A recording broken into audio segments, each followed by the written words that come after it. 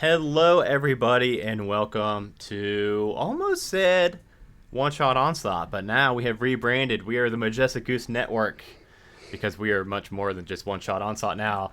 Tonight, everybody, we have got a very, very, very special one shot for you all. It is a Night of Fright Part 2, the Lich's Ghost. This is the second time that we have had Stephen Pankotai here run us through a Scooby-Doo themed adventure. I forget when exactly the last one was. It was a couple months ago at least. So very excited to get into things tonight. Let's go ahead and go around the table and we will have everybody introduce their characters and where people can find you. So Jeremy, you're in the top left of the screen. Where can people find you at, Jeremy, and who are you playing tonight? Hey, I'm Jeremy, and you can find me at Dice Talk. On Instagram and Twitter is probably the most common place. And I am playing Shaggy. So just to be clear, he's not Shaggy. I don't even know who that is. We just want to make that clear up front. But I'll be playing him, and he's a monk essentially, but he's really a coward. Essentially, Tiana.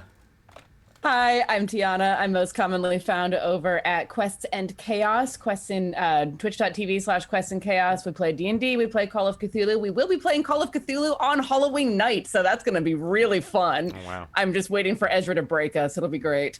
And I am playing Velma, who is a halfling rogue and definitely the brains of the operation. We'll go and wrap around the layout. We will go to Mitch. Konnichiwa, everybody. I am Mitch. You can find me on the wonderful social medias at Talkin_anime or Mitch Loves Anime. And I am playing Sir Frederick. He is a half-orc paladin. And Danny, who are you playing tonight? And where can people find you, more importantly?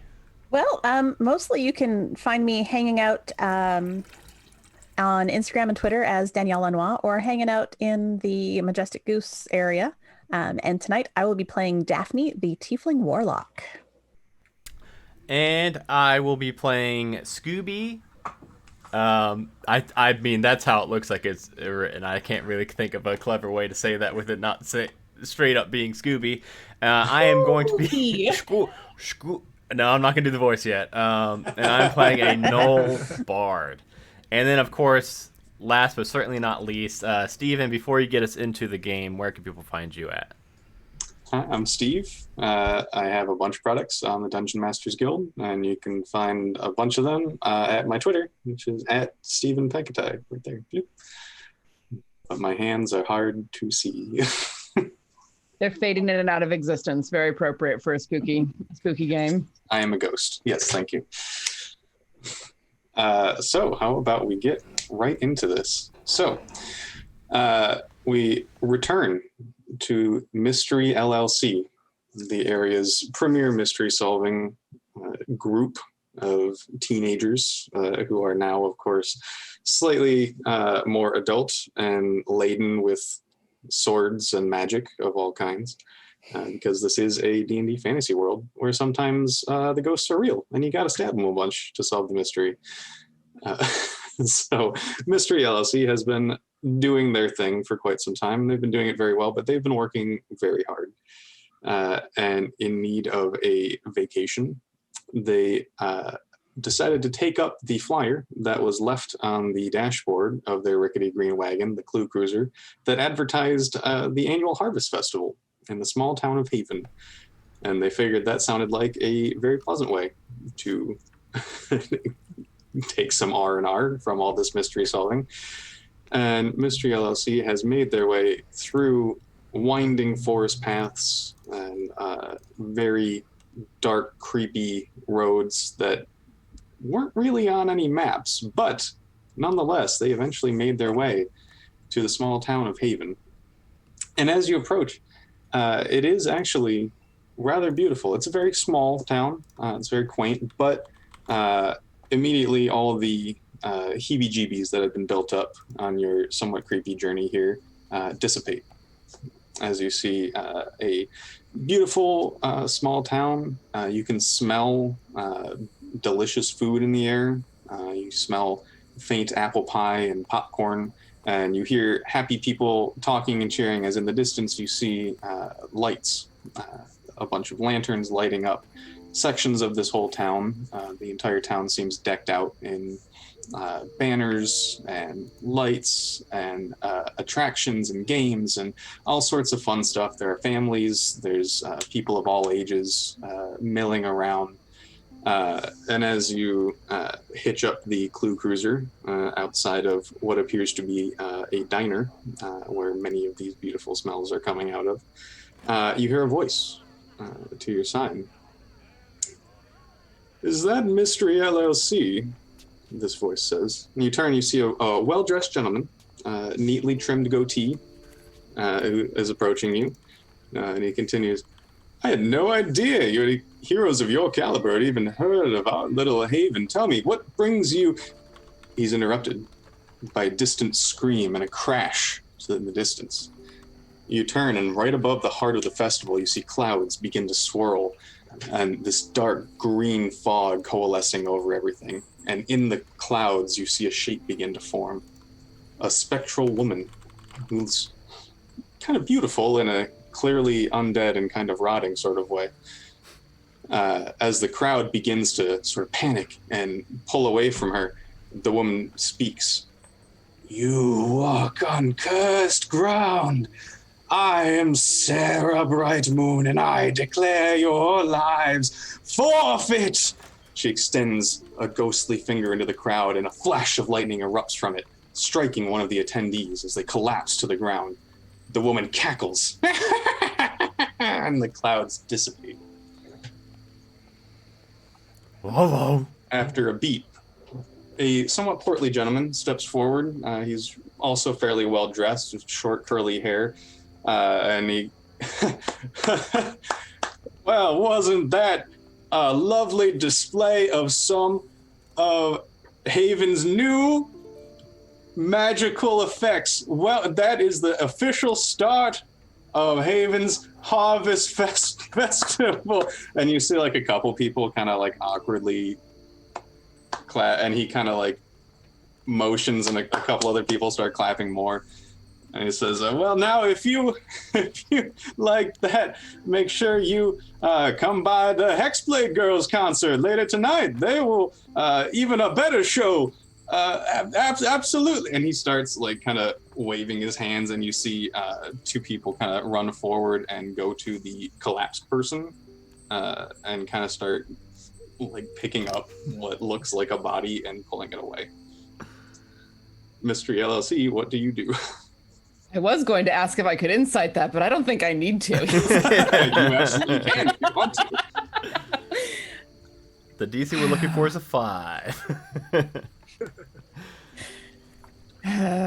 You know, it would be nice to have at least one time when we could have a vacation without something blowing up in our faces. That would be nice, but I don't think it'll happen. Probably not, if trouble follows us.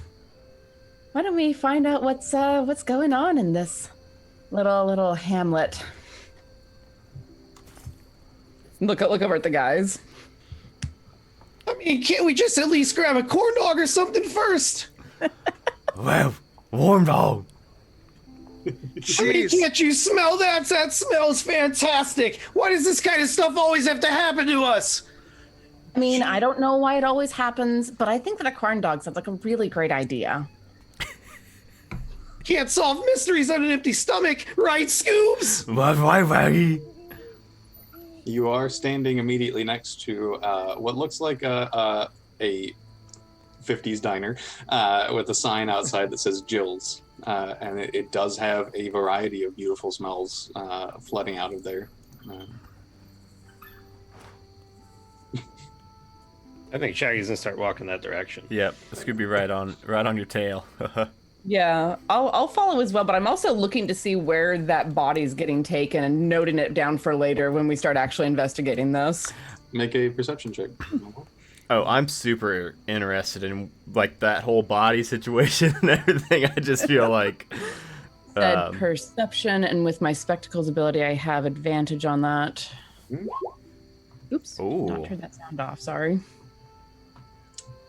21. Excellent. Yes. So as you see this body with a 21, you have seen your share of corpses in your line of work, and you're pretty sure that's a corpse. That looks a lot like a person that is dead, and they're being carried away by two people, and they're being carried off in. Let me move your tokens slightly. You guys are over here, and it's being carried off in this direction, kind of over this little bridge next to you all here. Okay.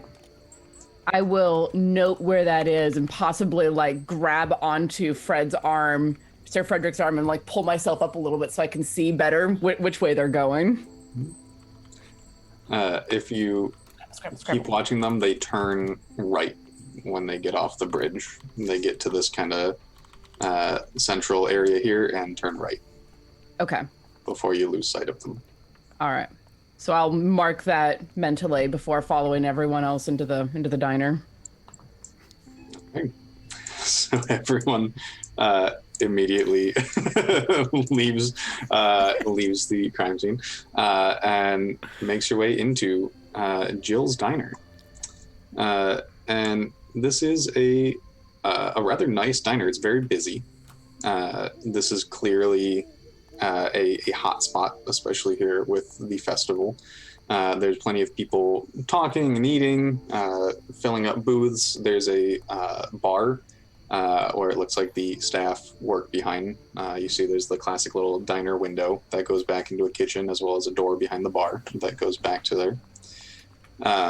And as you all walk in, the door ding, ding, ding, ding, ding, ding. You see a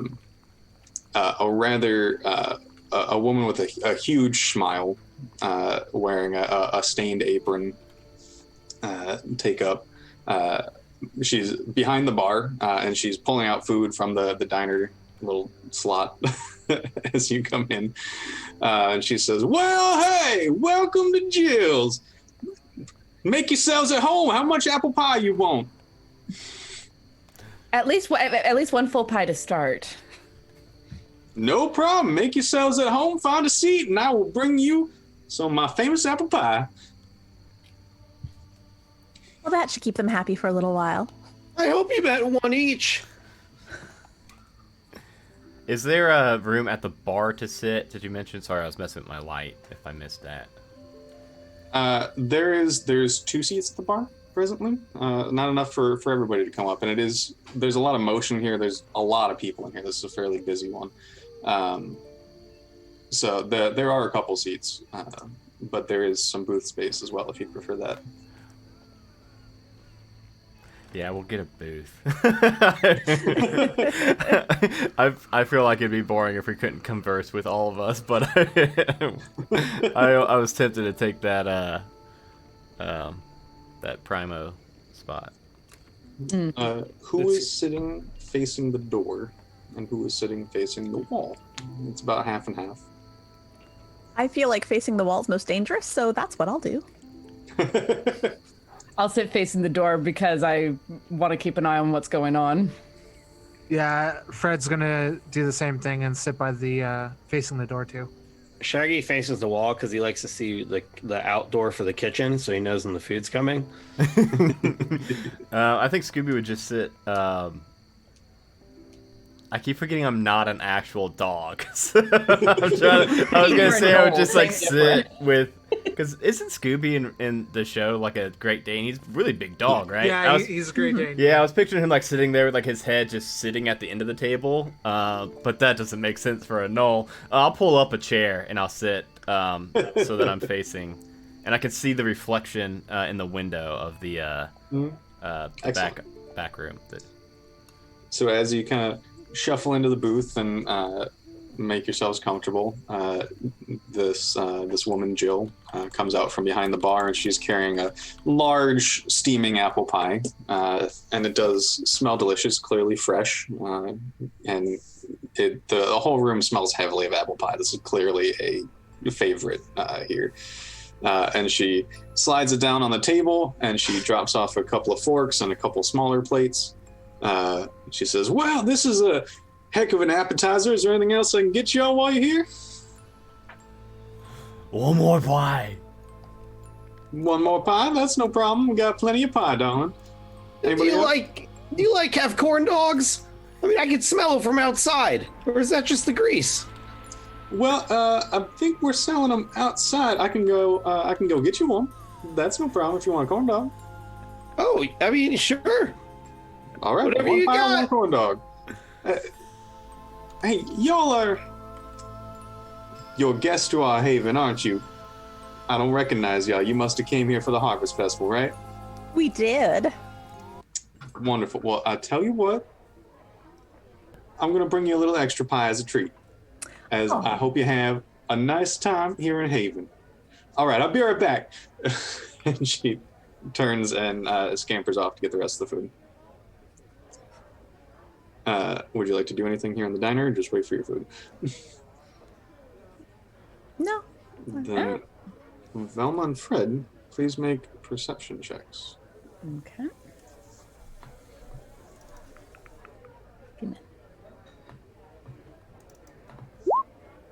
2. I see everything. Yes. Whoa. Once. Whoa. Natural 20. Actually, that reminds me. First natural 20 of the night, we have to give away some stickers. So while they're doing that, I will put how to do that in the chat. Sweet.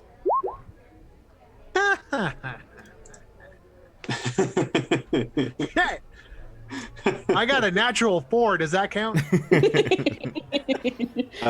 Yes. So Velma, as your compatriots dig into this pie, and it is delicious pie, very, very good. As your compatriots dig into it, you scan your trained eyes around the diner, and for a moment you stop because you see a familiar face.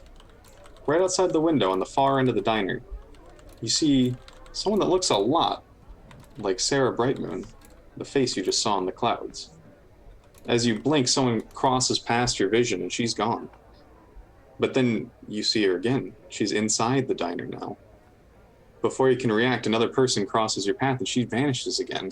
And she's reappeared at the bar, standing next to an old man sipping coffee.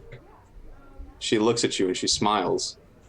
And as you stand up to try to react, she vanishes again. And this time, so does the old man. A still steaming cup of coffee sits on the bar. Make a wisdom saving throw. Crud.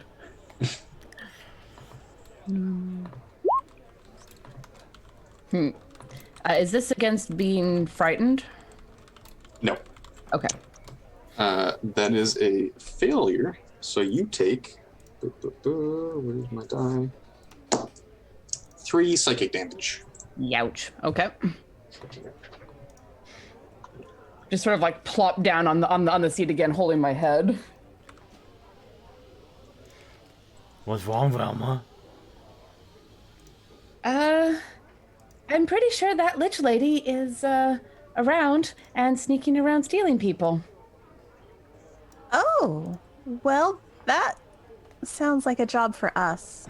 A little bit, doesn't it? What the horn dogs? It's like, totally what to say, it's like no rest for like the wicked and stuff. So we should probably just hop on this and get it done so we can go back to our vacation. I guess we'll have to get them to go.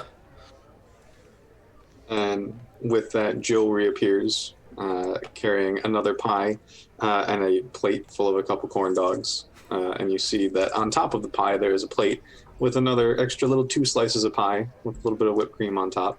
And she walks it over towards your table and, well, what's the matter? Don't y'all like the pie?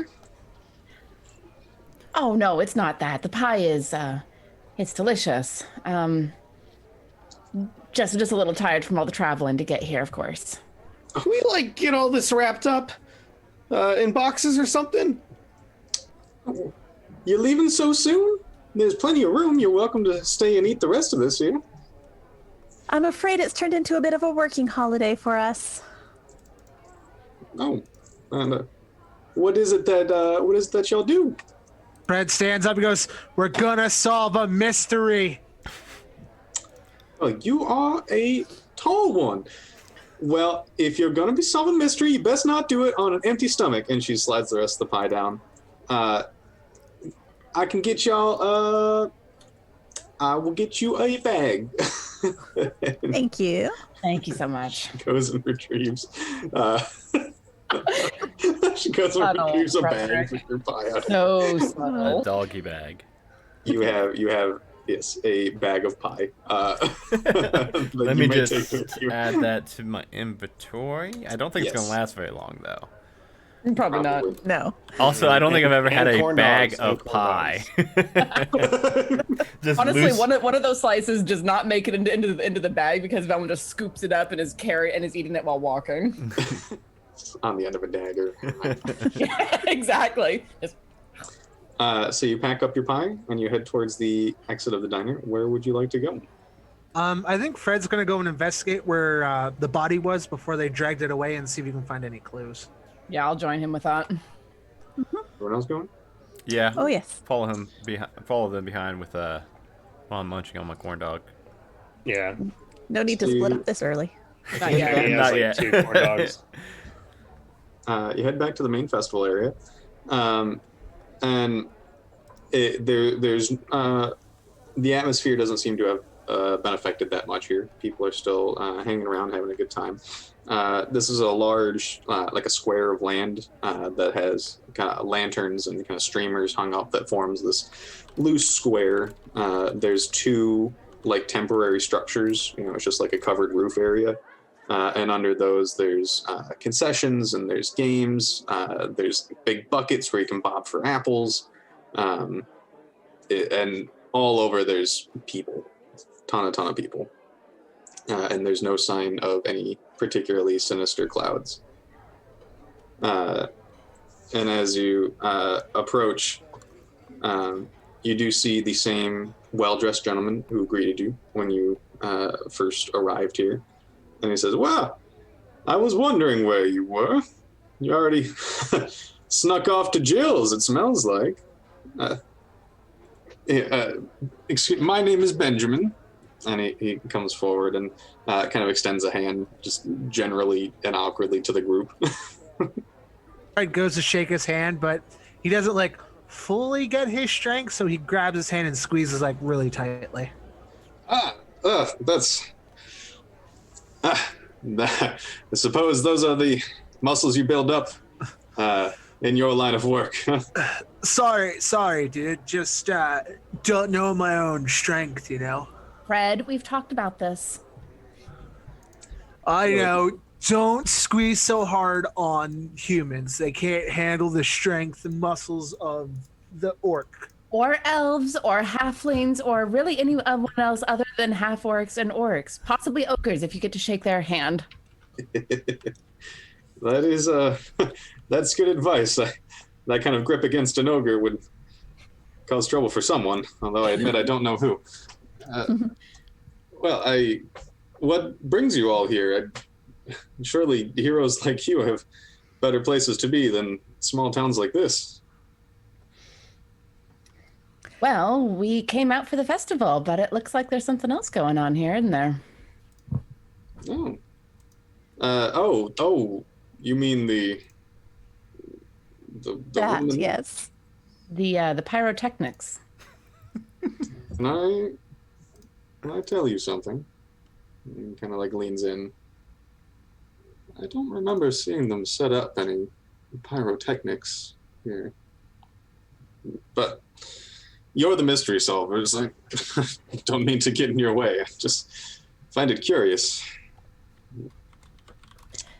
Have you lived in this town for long? Oh yes, my whole life.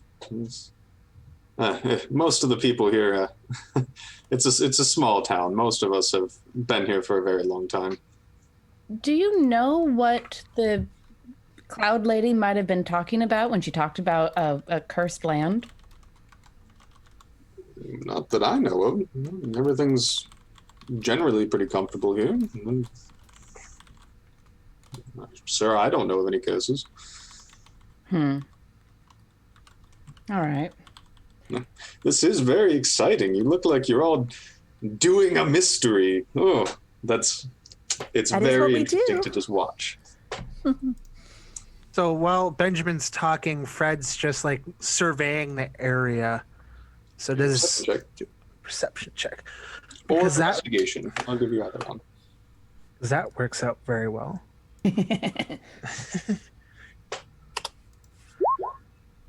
What is with these Are you sure it fours, works out well? man?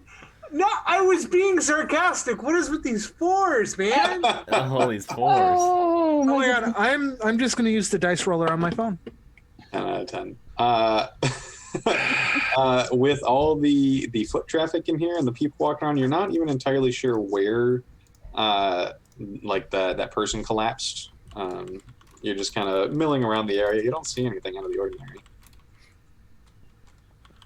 Like Benjamin, dude, is there anything you could tell us about the dead body, like the person, just so we have a little bit more idea of what's going on? Dead body? I heard the mayor saying that someone was just injured. You sure they were dead? I'm sure. Quite. I've seen. That's very impressive if you're sure while you were eating pie. Well, I wouldn't go around spreading that too much. If you're sure, I think they're trying to stop a panic here. But maybe they were just injured. That's certainly something to check, I assume. But I don't know anything about solving mysteries. You can ignore me if you know better. Excuse me, I'm sorry. I'm very much excited to just watch you work. Do you mind if I just, keep an eye on things? No, that's perfectly fine. So I'm not going to get in your way or anything. I'll I just Not like suspicious this. at all. so could you on the same track with me. could you like possibly point us in the direction of the mayor so we can go and talk to him and find out his side of everything? Oh yeah, he's right over there. He is, and he points, and just through the crowd, you see it's that same kind of portly gentleman with like curly hair, and he points him out to you. Yeah, Frederick's gonna just walk right up to the mayor. I'm like right behind him because I have a feeling I know where this is going. Pleasure meeting you. Hopefully, I'll see you again later. And Benjamin kind of waves to you as you head towards the mayor. Shaggy, Skoobi, and Daphne, are you following? Yes. Yeah. This is officially the longest I've played this game without a party splitting up. Well done. Wow. It was because we convinced him to come get food with us. Yeah, that's literally exactly how it always goes. So you make your way towards the mayor, who appears to be just talking to people and shaking some hands and walking people around the festival. And as you all approach, you are fairly noticeable as a unit. And he kind of turns and looks as you all come over. Oh, well, hello. You're new here, aren't you? We are. It's lovely to meet you. You're Just Mayor Coney is my name. It's a Mayor. pleasure to meet you. And he kind of goes around. He tries to shake Like each of cheese you. conies. Yeah, I'm like juggling the corn dogs so I can shake his hand.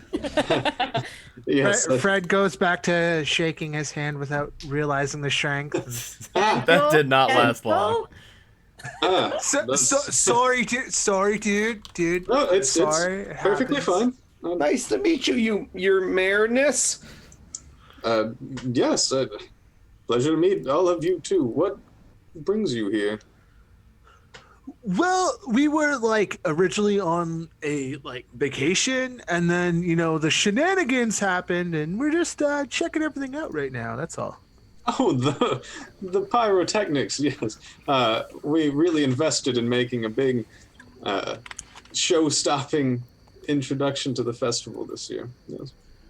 So like Lyrotechnics, we totally saw that man with our own eyes. That person was not all right. He's dead. Look, and he kind of leans in a little bit. I think one of the pyrotechnics got a little out of control. Someone was injured, but they are alive. They are getting the best of care. They will be back on their feet in no time. Well, we would really like to make sure of that ourselves. Can you tell us where that person has been taken? Well, are any of you doctors? Well, of a sort. No, but I'm like a paladin. I know like some like holy magic stuff, I could try and like go over and lay my hands on him and stuff. Might work. I appreciate, I truly do, but you are all guests here in Haven. Just enjoy the festival. Look at the, and he points at the little bag of pie. Well, it looks like you've already visited our wonderful diner. There's plenty to eat, plenty of things to see and experience here. We're going to have the Hexblade Girls in concert very soon, later tonight. I do hate to mention, but we travel around a lot, and it's hard for us to settle in if we think that anyone's hurt. So, for the sake of our own mental relief, so that we can actually enjoy your lovely festival, we would love to see if we can help the person in question, if they're just hurt. Well, that is rather sweet, but we have the best of care. I assure you. I give you my word as mayor of Haven that they are perfectly fine. And you can just enjoy the festival. Now, It is quite the excuse festival. me, I believe someone else needs me. Mhm. Excuse me. Uh-huh. And it walks away from me. I don't always want to put a dagger through someone's foot, and yet. Sometimes. Something like seems very like fishy about him. I smell fish, and it's not Scoob this time. I don't got no fish. I think that that Benjamin fellow might be able to point us in the direction of maybe someone that knows a little bit about the town's history. Maybe something Maybe. about that curse. Possibly. I also saw where they were taking that body, so if we want to go and check it out for ourselves. Well, we I can. think that's an even better plan. This way. Come on. Start trotted off in the direction of where I saw the body getting carried. As you head that direction, Velma, with your passive perception, you do notice that someone is staring at you.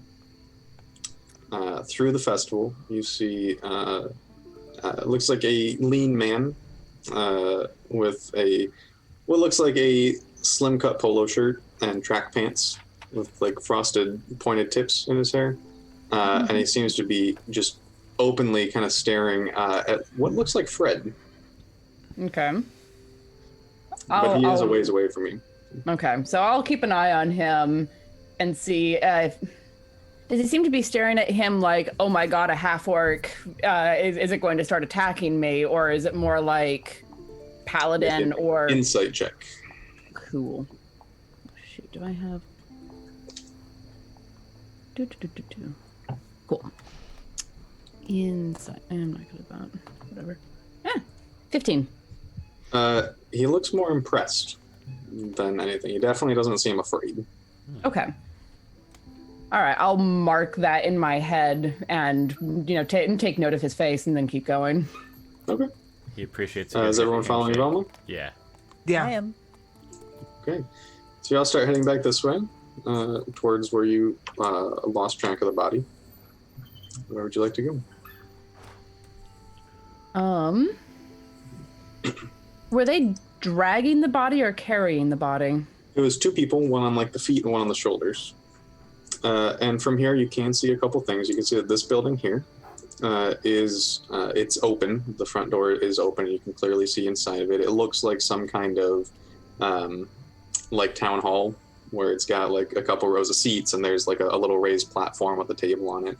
And it does seem open. This smaller building over here, you can see is in front of a graveyard. And it also seems open to the public. You can see that there, it looks like some sort of attraction is inside this small building here. And then, of course, there are some signs pointing down in this direction, pointing you to the Hexblade Girls concert. And that's about all you can see from there. Okay. So I saw them heading off in this direction. Yes, you saw them turn right at least when they got to about where you are. Okay. So chances are good they're not in the town hall, but I'm wondering if that exhibit might not have some information that we might be interested in. The graveyard building seems interesting. It does, and I mean, we want to learn a little bit about the town history, and it looks like that might be a place to start. Let's go have a look at that. All right. You're going to town hall or the graveyard? Graveyard building thing where the exhibit is. Is everyone going together? I think I'm gonna. I want to go check out the town hall. There it is. Finally got the split. Town hall. Shaggy or Skoobi does not want to go in the graveyard, the spooky graveyard. What about Shaggy? I think we're like, get over here, man. You're all going to hang out outside if you want. I mean, you don't have to come in if you're scared. Are you going with them, Shaggy? We're not going in the graveyard, that's for sure. Yeah, let's do the town hall. No, I didn't figure. You want to go to the town hall, or you're going to hang out outside by yourself? I'll go in the town hall. Okay. So the boys head towards the town hall, and the girls head towards the graveyard. In the graveyard, it looks like this building is some sort of like funeral parlor, perhaps, but it is clearly done up for the Harvest Festival. There's bright lanterns.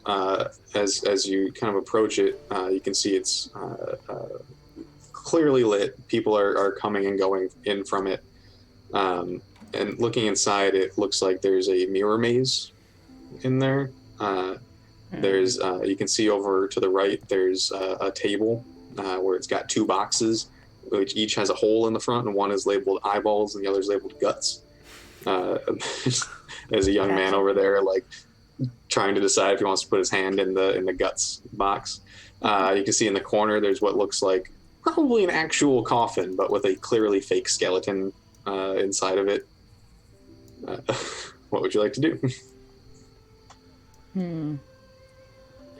Well, I don't like mirror mazes. I always get lost in the damn things. Yeah, that seems dangerous, but that also seems like a good place to hide something. Good point.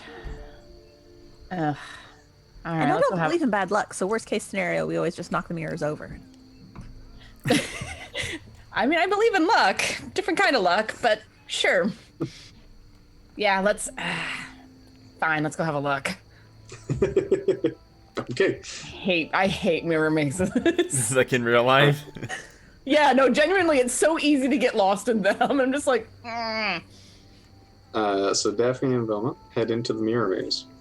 As you walk in, it is a rather cheap and flimsy mirror maze. It's not a particularly high-end maze, but you kind of cautiously walking through, and you kind of startle yourself a little bit as you bump into the mirror ahead of you.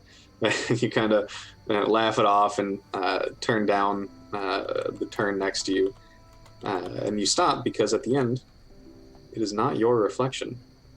Instead, you see standing there Cera Brightmoon. She points directly at you and begins to laugh. More and more mirrors around you begin reflecting the visage of Cera Brightmoon, and the mirrors all shatter throughout the maze, and you cover your faces as glass begins to fly at you. Both of you make wisdom saving throws. You see, it is a good thing we didn't take the maze. And 10. So Daphne, you are overcome with fear and are forced to flee the room. And for the rest of the game, you cannot bear to look at your own reflection. Oh. Okay. So Velma, as these mirrors shatter all over you, Daphne turns and runs towards the door. And Velma, you do see several things now that the mirrors are gone. You see at what would have likely been the end of the mirror maze, there's what looks like a bowl of peanut butter cups. That's nice. Delightful. And in the back of the room, there is a door that you could not previously see. Okay. So while you do that, the guys were approaching the town hall.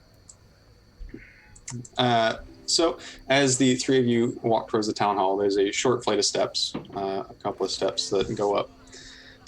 And as you wave goodbye to your friends and turn and walk towards the town hall, you step on the stairs and you hear a loud bang from your right. You turn and you see a woman flying in the air. Cera Brightmoon in all her undead glory, cackling as she flies across the sky. She waves her hand and a fireball flies to the ground. Bang! Explodes on the ground. She cackles and throws another. Bang! Flashing in the darkness. Mystery LLC is not welcome here! And then a puff of smoke, she vanishes. The three of you please make wisdom saving throws. Oh shit. It was a ghost, and she knew our names.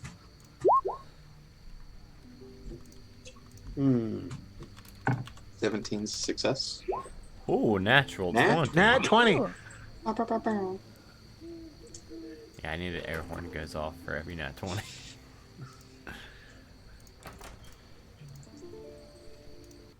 Shaggy?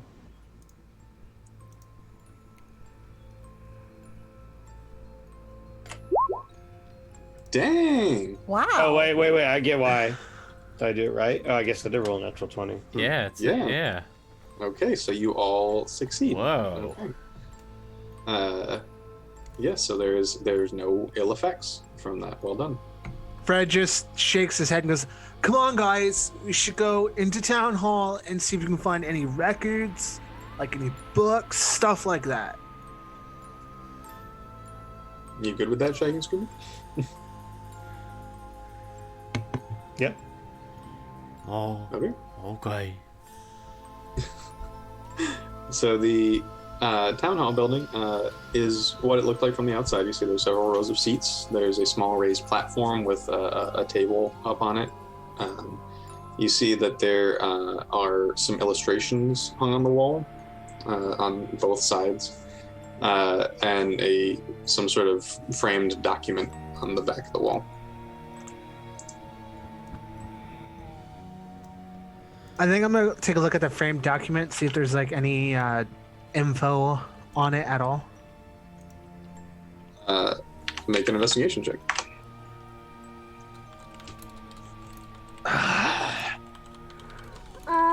That sucks.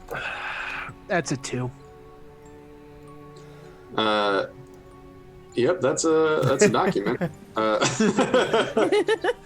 It is obvious that it appears to be the town charter hung up there. You don't notice anything odd about it. Just the town's charter. Shaggy and Skoobi, what would you like to do while he's doing that? Scooby's not super smart, surprisingly. Is it just one big? I mean, is there multiple floors? Is it just a big?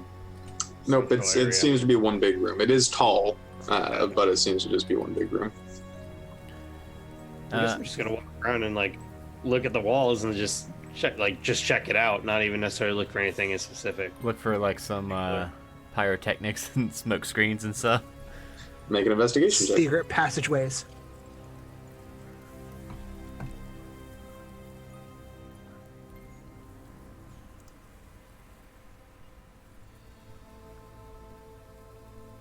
Can't believe we rolled 2 back-to-back nat 20s. That's pretty good.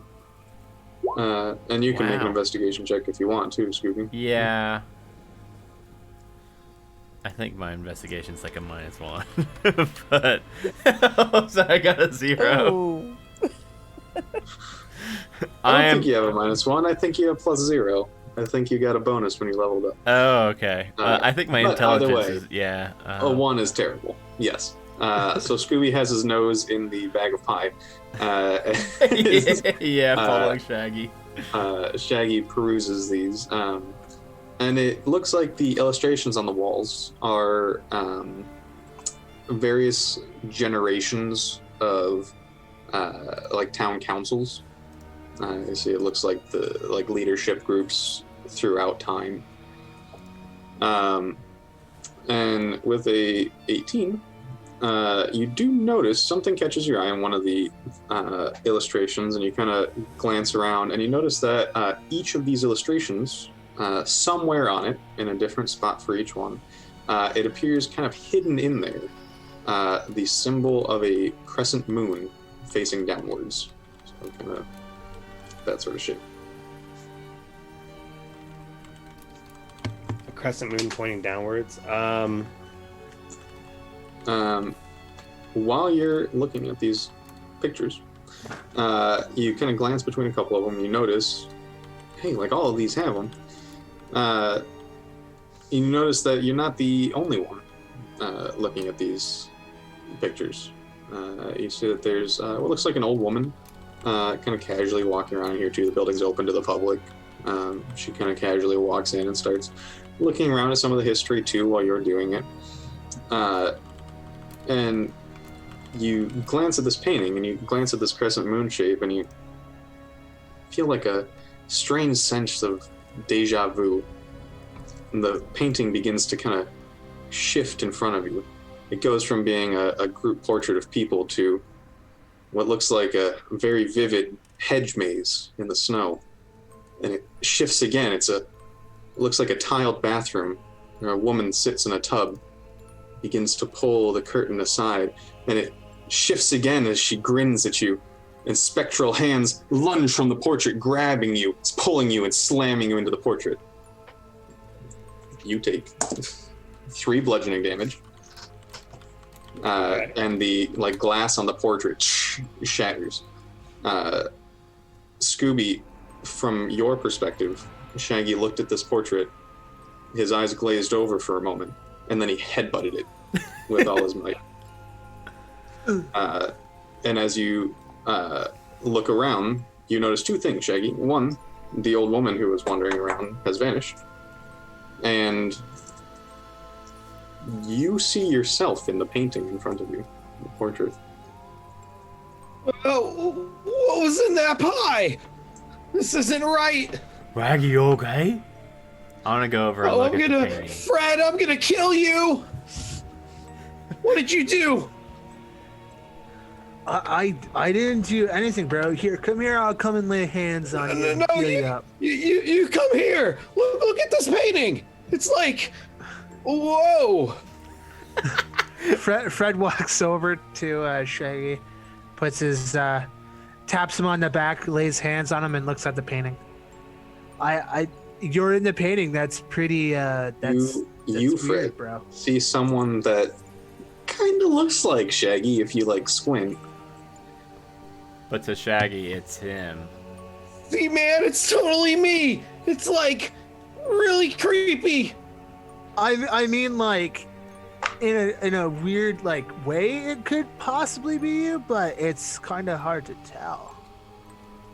Scooby, make a Constitution saving throw. Oh, jeez. I think that might actually be something I'm decent at. So I rolled a 17, and I'm pretty sure I got a plus in that. You sure you have less than that? No, a plus in that. Yes, I got yes, a plus yes. 3, so I got a dirty 20. Okay. Nothing happens.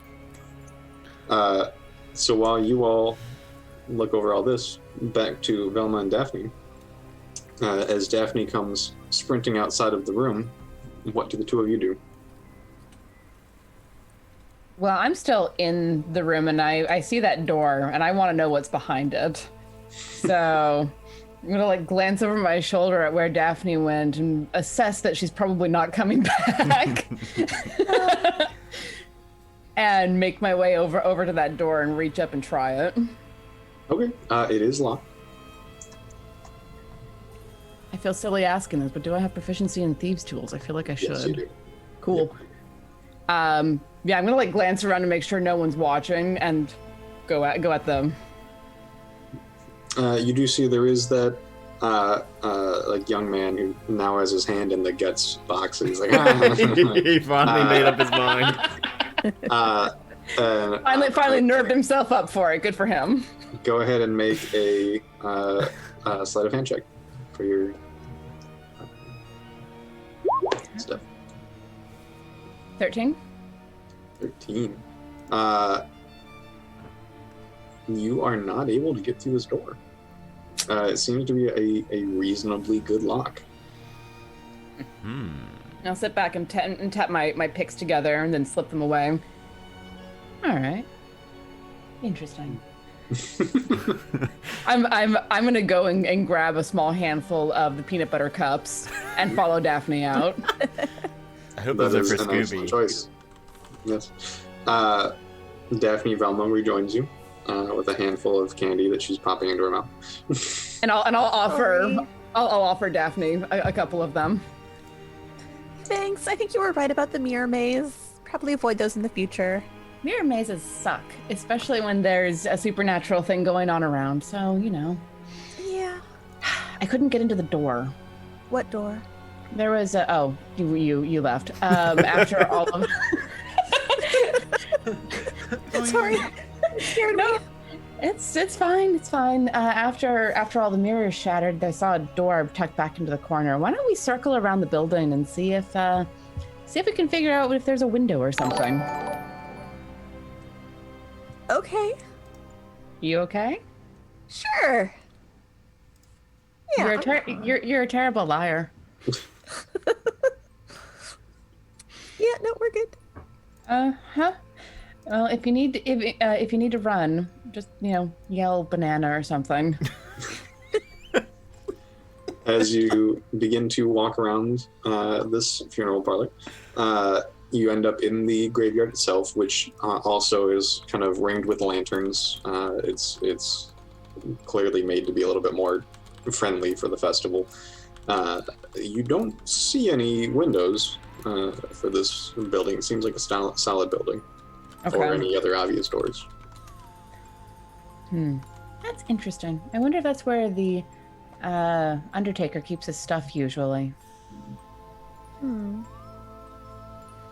Hey, she said her name was Cera Brightmoon? Do I remember that right? Mm-hmm. That's what I heard, yeah. Why don't we see if we can find her grave? Sure, let's take a look. Because that's the smart thing to do. It's still daylight, right? It is solidly evening, where it's pretty much dark. Okay. Yeah, go ahead and make. I'll let you do either perception or investigation. Both of you are around the graveyard. I'll investigate. Then I'll do perception. See what we whiz. can find. Actually, I'll do investigate as well. After hearing that. A lot of bad rolls tonight. Yes. And some very good ones. Yeah, and it's some very good ones. very polarizing. This looks like a very old graveyard. It looks like it's probably been the burial plots for as long as this town has been here. So some of the grave markers are very old and worn and faded, but you don't see anything that's labeled Cera or Brightmoon. Okay. I have a quick question. Hmm? Was the mirrors shattering? Was that the sort of thing that might be considered a trap that would get me a distress point? Nope. I was very distressed.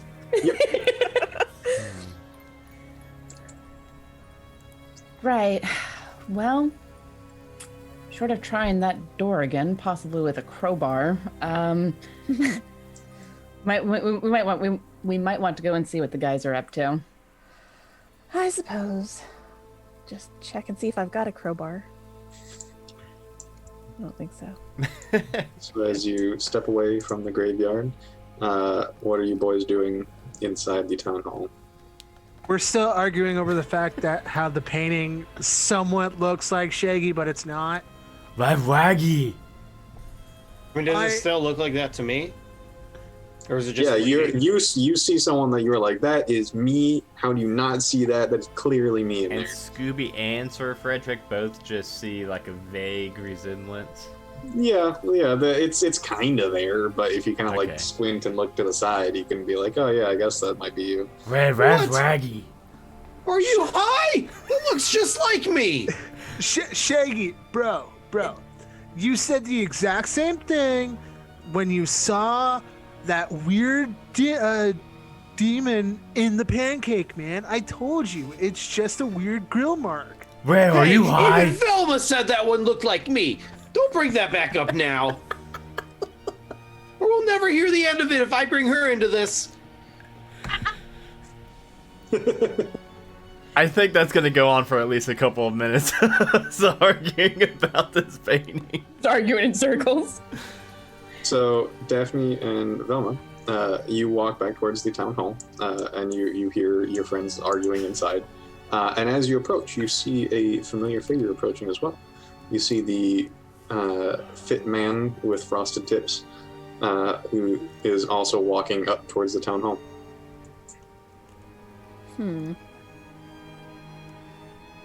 Hello. Oh, hey, I didn't see you there. Hey. I get that a lot. I'm a bit short. Hi. Yeah. Hey, you guys are with the you guys are the adventure people, right? Yes, yes, you people call us that. Yeah. Oh, I am a big fan. Hey, and he kind of leans, like points towards the town hall. Hey, you guys. Hey, come here. Do you come there? Sure, why not? Yeah. Shaggy. Yelling at the guys. Scooby. Oh yeah, so they're still outside of the town hall, right? But I'm guessing with Yeah, the it's doors kind of on open, the we can steps. kind of. This guy is like yelling at you, and he like waves at you to come over, standing next to Velma and Daphne. Yeah. I'll come out there and just be like, there was like this painting in there, and then it like grabbed me, and now I'm inside of it. I'll be behind Shaggy. Fred won't. He keeps saying it's not there, but Velma, look. I'm looking at the others, just shaking my head like. Fred, are you coming towards this fit gentleman with frosted tips? Yes. Hey, bro, you look like that one guy from that band, Sugar Ray. I appreciate that, bro. Look, Bro. I dig the frosted tips, bro. and I love the blonde hair. It looks great on you. Hey, Thanks. look, all of you, I just want to say you look swole. You look swole, and I am here for it. You all look great. Now, I know you're new in town, but I want to make sure you know I run the gym that's right over there. We're on the other side of town, and you can get even swoller than you are. You, and he points at Fred, look very swole. Very impressive. You have got some excellent gains, but you could get some biceps like these BB guns. And he flexes his arm. It's not actually bigger than Fred's, but he's pretty well cut. Not bad, And he not said, bad, now, bro. First month is free. I don't give that offer to everybody, but you guys seem cool. First month is free, just for you guys. You want to come see it? We'll think about that. We're kind of in the middle of something, but bro. No, that's cool. That's cool.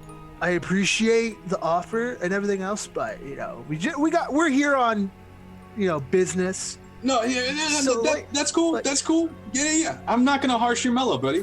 It's you see that building, and he points at this building over here, and he says that is Benny's body blaster.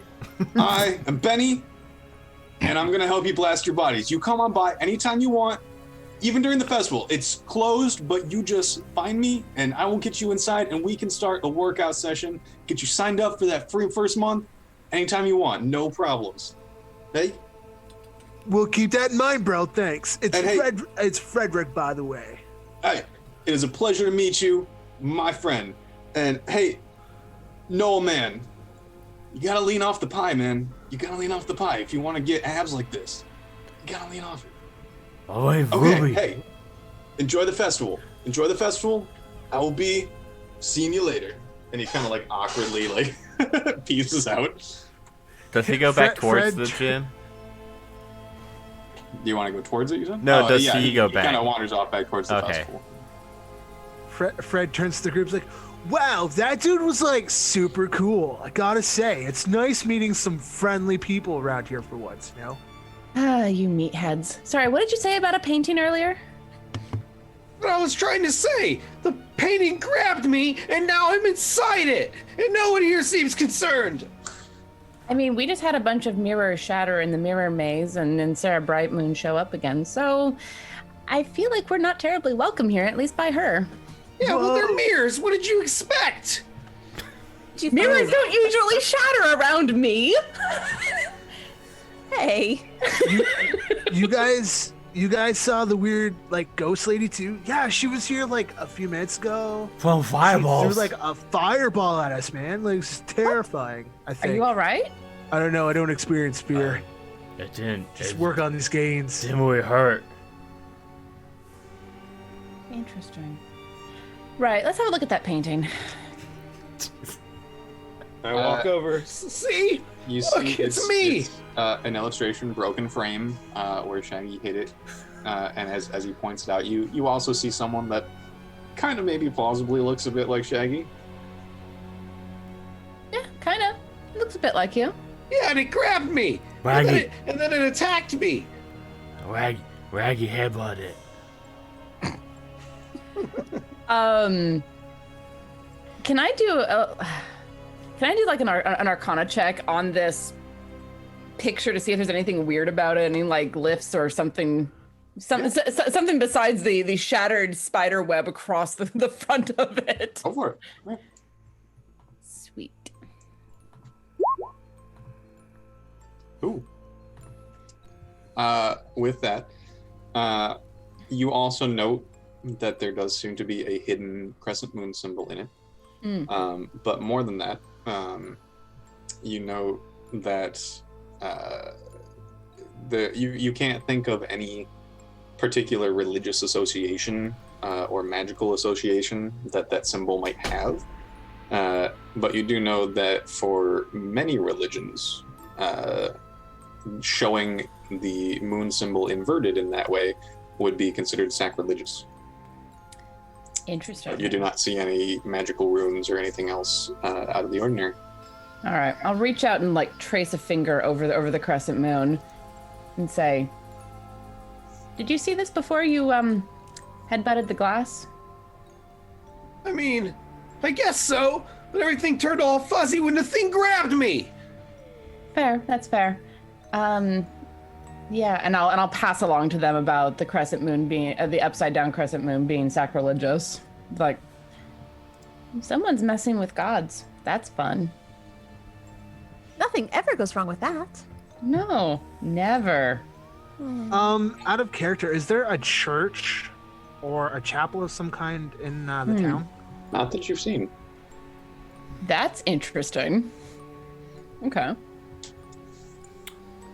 Like, is there like some kind of we should maybe go talk to the bear, maybe see if there's some kind of like religious zealot kind of person in the town or something, and Or see if if maybe there- they know something. Or if there's anything that's localized to this town that might use that crescent moon. I want to look around the rest of the room and see if there's anything that I pick up before we leave. Make either investigation or perception check. Okay. Well, 27. 7. Jeez. I like it. I like it when the dice agree that I'm good at something. So Velma, as you kind of do your circuit around the room, you notice that kind of hidden beneath the raised platform at the head of this room, you see a trapdoor. Okay. Is there anyone else in the room besides us at this point? The only other person who wasn't here was that old lady who vanished. So no. Oh god, I just now realized she probably got snatched up by Brightmoon. Or she was Brightmoon. Either way. Yeah. I'm gonna go and like see if I can open the trapdoor if it's locked or anything fun like that. It is locked. Of course it is. I want to try to see if my sleight of hand works better this Roll time. better than a 5. I'd Yeah. like to. It'd be great. Even with the Maybe 5, that's what I you got like a 13 last time, so. Yes. Oh, that's a little Ooh. better. Yeah, Much better. That's That's better. a lot better. You just rolled 2 19s in a row too. I did. So as Velma kind of finds this trapdoor and crouches down, slides out thieves' tools, and very quickly, the lock pops open without a problem, and the door is now free. Okay. I'll open it a little bit. Is there any light down there? You see that there does seem to be a little bit of torchlight down there. You see a ladder that goes down from this. It seems to go straight down. Okay. Well, I will gesture the others over and say, "Psst, something down here." Wow, Velma, great find. Thank you. Well, gang, let's go see what's at the end of this tunnel. After you. And Frederick just like walks down the ladder or climbs down the ladder, and he's got like a little pep in his step. Fred, make a wisdom saving throw. Oh, because that has been working all night. Yeah, here comes another 4. No, it's a 6. Hey, it's better than a 4. It was. I rolled a 2, and I have a +4 to my wisdom saves. Wow. Damn. Hey, you could have done Why? worse by 1. As you begin to descend, you feel overwhelmingly tired, more weak than you have in a very long time, especially for someone, as we've established, so swole. You are encumbered, and your movement speed is halved unless you abandon at least one armor or weapon. I think I'll deal with the little bit of encumberment. Guys, well, while you're coming down here, be safe. I'm feeling less swole. Little tired. I should have worked on my cardio today. Just be careful when you're coming down. Oh. And you do see, as you reach the bottom of this, let me go to mine. So this is a tunnel that you're in, an underground tunnel, but it does seem to be an intentional tunnel. It has supports, it has lanterns, it is clearly purposefully created. And you see that there are 2 tunnels that leave from here. So there's one that goes a little bit to the left and one that goes a little bit to the right, forming 2 different tunnels going 2 different directions. And you can see that hung up kind of intermittently down these tunnels, there are lanterns, it is lit, but there are also tapestries hung up intermittently on the walls that bear the sigil of a downward facing crescent moon. Is everyone else heading down? Against my better judgment. Yeah. Yes. Okay. Yeah. You make your way down the ladder. You do not feel any ill effects. Cool. I'll like slide down the ladder, you know, my feet kicked out from the rungs and just land. Very cool. Everyone else Playing going rogues, man, gotta I will represent. follow. I will stay Yeah, very I'll start closely going to down. Shaggy. Shaggy's going down, but like last. I guess second to last. Yeah, if we'll, you're behind him. yeah. Okay, so one by one, you all make your way down into this tunnel. Where would you like to go? So it's, I it's, guess you it's just follow it. well, there's a split, but right? It tees. Yeah, it's lit. Let's Is there are one? there any mirrors? So that you I I could. want to go where there are no mirrors. Do not see any mirrors. Do one of the tunnels seem to lead in the direction where I saw the body getting taken? One, so it's going left and right. Is there one that I would like mentally place as being in one of those 2 directions? Theoretically, That was a sentence. so essentially, let me use roll 20 since we have tools at our disposal. So you came in here in the spot. So one goes like a little to the left, and one goes like a little to the right.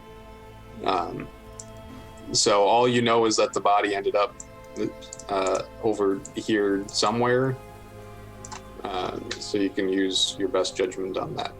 Okay, then I would suggest that we take the one to the left that goes in the direction that I saw the body going in. just because it all seems to be connected. Pick a direction. Sounds Is good. that agreement on everybody? Yeah. Scooby's definitely not splitting up, so. Not I'd probably just underground, stay with man. them underground for sure. Can I get a marching order then? Who is leading? And you're welcome to unanimously vote Fred in front since he I is think the- I think Fred. I can do it be Yeah. first. Speaking of Fred, I have Courage Crunch. I can do 3 times a day. I don't. I guess he did mention that he was feeling very tired. Would my Courage Crunch, aka Scooby Snack, it can cure a charm, frightened, or poisoned? Would that work on whatever's affecting him? It also cures ill effects bit from this game, so yes, it would. Okay. Cool. He's not here, but I'll still I'll say, hey Fred, have a. I almost said a Scooby Snack, a Courage Crunch, and I'll throw him one of my Courage Crunches. I can only do 3 of those a Wanna day, get so. sued? But I feel So like we're gonna, if he's leading the way, we're gonna want him at full strength. Right. You toss him a snack, and when he comes back, yes, his fatigue is alleviated, so he is no longer feeling encumbered. He feels as swole as he did this morning. Awesome. So Also, yes. everybody, I've got one thing that I really cannot wait to use. I'm hoping it pops up sometime tonight. So as you begin embarking down these tunnels, this seems like a great place to take a quick break before the game continues, now that Fred is back. Hey Mitch, Sorry about that. I gave you a Scooby Snack, so you don't have that encumbrance anymore. Courage Crunch. Oh, sweet. Courage I was Crunch. gonna say anyways. I was probably gonna just use Mighty my divine, meal. Yeah. one of my divine things. Yeah, but I like giving out Courage Crunches. So yeah, we'll take just not a very long break at all, just however long everybody needs. But it'll probably be about, I don't know, like 2-3 minutes. So. Yep, nice quick break. But we will be right back, everybody. Bye. In a world where adventure awaits and danger lurks around every corner, an unlikely group of friends find themselves on the path to becoming heroes. But school will only get them halfway. Merlin, the human warlock barber guy. Oh god, no, I gotta buff his butt! No! Can I refuse business? Ubo, the turtle artificer. Well, it doesn't work yet, but I'm working on it. Ultrex, the discarded warforged paladin. I don't eat or sleep or wear clothes, so I just sit in the corner and wait. And Clyde, the Goliath barbarian in skinny jeans. They're called skinny pelts, okay? Find us on iTunes or wherever you download your podcast by searching for Halfway to Heroes.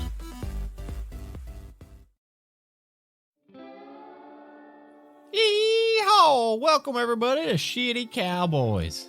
What in tarnation is Shitty Cowboys? We're an actual play Dungeons & Dragons bi-weekly Twitch stream and podcast set in the West Hollow setting. That's right, it's Dungeons and Dragons and Cowboys. What else more could you ask for? Follow Sean Marston and Jambalaya Pendergrass as they travel across West Hollow and get into some cowboy trouble.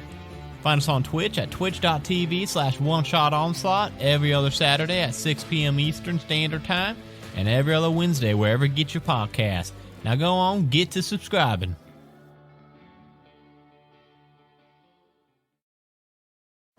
From the city that brought you Kentucky Fried Chicken comes Roll for Weird, a Monster of the Week actual play podcast. Join Philbert Fogel, Doomsday Prepper, and Expert. I mean, I'm kind of like the linchpin that's keeping everything together. Lasath, the Divine. And I still owe him my life, so I would have to end yours. It would be a mess. Shadow, the Edgy Initiate. I trust him with my life. I don't know if I trust him with my car. Misty Charlotte Palladino, Spellslinger. But I haven't set anything on fire that I haven't meant to set on fire.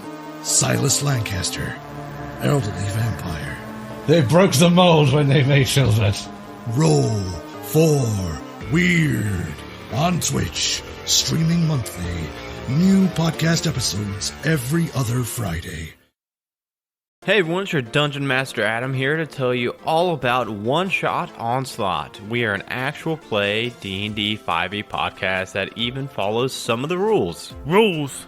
No one said there'd be rules. We play through popular one-shot modules from dmsguild.com so that you can drop in at any episode. We have Lord Sean Snow, the hero's hero, who is a 140-year-old human wizard. I cast magic and missile up its butthole! Death, the tiefling rogue who only eats raw meat. Did somebody say meat? The dwarf druid Ironclaw who loves nature almost as much as he loves oatmeal. Cinnamon oatmeal, or get the F out. And last but not least, we have Ted, the tiefling bard who loves to jam out on his magic guitar and skadoosh on his magic flying broom. Skadoosh. Find us wherever you download your podcast and follow us on all social media at One Shot Onslaught.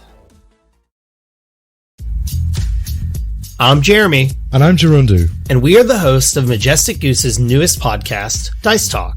Dice Talk is a Dungeons & Dragons and tabletop podcast that dives into the deep topics of tabletop role-playing games. Join us as we speak with passionate content creators, podcasters, authors, and more as we discuss all manner of tabletop and geek-related content. Dice Talk is a bi-weekly show, so we're hitting your podcatcher with brand new episodes every other week, filling your ears with exclusive interviews and conversations that you can't find anywhere else. Every episode is a new opportunity to hear from different creators in the tabletop community and just talk about Dungeons & Dragons and any other tabletop games that have made us who we are.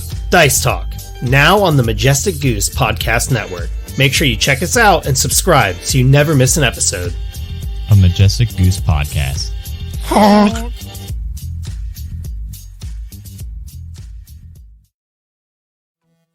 In a world where adventure awaits and danger lurks around every corner, an unlikely group of friends find themselves on the path to becoming heroes.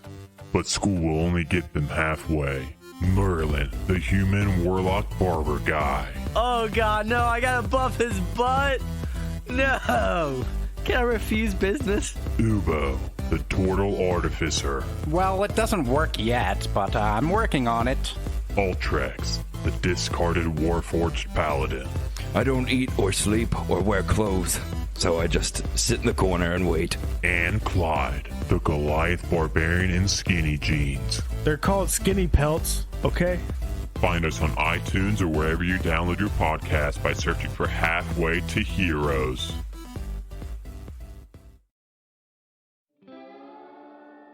Yeehaw! Welcome everybody to Shitty Cowboys. What in tarnation is Shitty Cowboys? We're an actual play Dungeons & Dragons bi-weekly Twitch stream and podcast set in the West Hollow setting. That's right, it's Dungeons and Dragons and Cowboys. What else more could you ask for? Follow Sean Marston and Jambalaya Pendergrass as they travel across West Hollow and get into some cowboy trouble. Find us on Twitch at twitch.tv/OneShotOnslaught every other Saturday at 6 p.m. Eastern Standard Time and every other Wednesday wherever you get your podcast. Now go on, get to subscribing.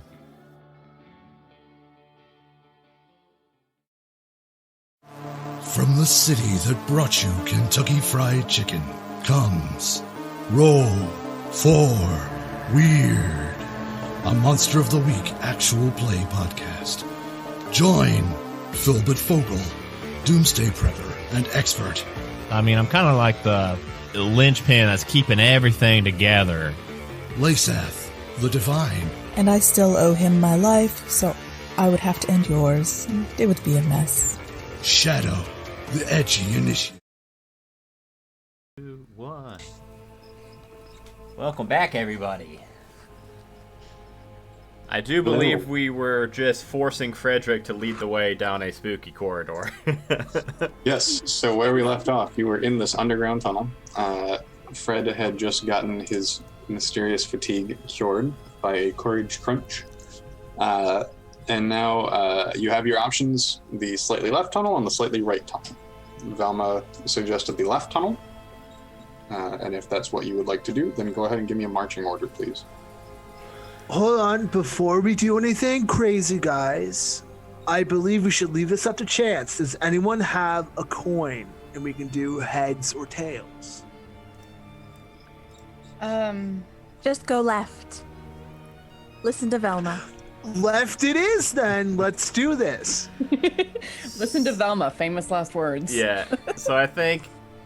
What are the chances that Skoobi and I are even paying attention enough to follow them and not just walk randomly the other direction? Roll a perception check and see if you're paying attention. I think Sir Frederick we're gonna have lead the way, Natch. And then it sounds like I don't know who would be next, Velma or Daphne. If I am after him, then I want to do my best to stealth behind him, ready to deal with situations. Because as a halfling, I can hide behind someone who's a size taller than me. Oh, nice. Okay. I mean, everyone here is a size taller than me. I think yeah. Yeah, and then I think bringing up the rear. For some reason, me and Shaggy haven't learned our lesson yet. And we always think that if you're in the back, you're safest, even though that's when there's always that like cartoon trapdoor that slides out and splits the party, and we always get separated in all the shows. Go ahead and make a stealth check, Velma.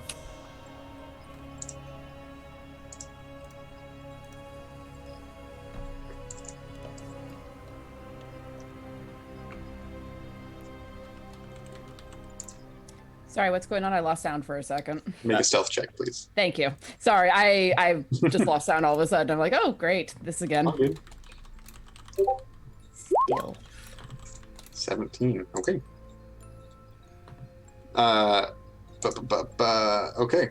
So you begin walking down the left hallway, and throughout the tunnel continues to be worked. It is an intentional tunnel, as I said, and you do continue to see these tapestries with this inverted moon symbol. And Fred drops through a pit in the ground. Make a dexterity saving throw, Fred. I think I'm a little bit more proficient with that. No, I'm not. It's actually the opposite. 20! Oh my goodness. Nice. 21. Okay.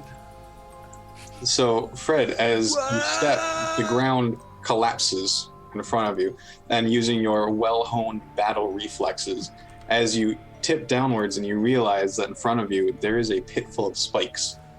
And with your battle-honed senses, you twitch your mighty leg muscles and launch yourself forward, and you manage to catch onto the far side of the pit. It's not a super wide pit, so you manage to catch yourself and kind of scramble up. So you are on the far side of the pit with everyone else on the other side. Guys, be very careful. There are spikes down in that hole. Okay. It is, there is enough room on the sides where you can kind of scooch along the wall, or if you're a cool person, you can jump it. It's up to you. Is anyone cool? I think scooching sounds great. Yeah, I like scooching more. Wow. Peer pressure did nothing on you. Well done. strong will saves on that one. Yep. Okay. You all scooch around the side of the pit and continue. And it's a fairly long tunnel that seems to curve slightly as you continue along.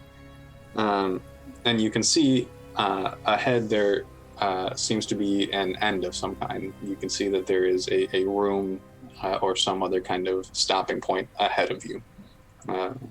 It is still lit. You are still in light. Would you like to just continue? Would you like to do anything else? I'll actually reach up and tap Fred's hip and be like, "Hey, I'm short. Let me go first. Let me go and have a look." By all means, Velma, ladies first. Okay. Don't insult me like that. But yeah, I want to sneak up to as close to the room as I can get to look inside and look around and see if there's anything that might drop on our heads. As you peek around, creep forward, you see on the far end of the room there is another ladder going up to presumably some sort of trapdoor in the ceiling again. You see that this room is actually slightly more made up. You see that there are some candelabras here, which are lit. And you see there is a kind of large rug in the center of the room.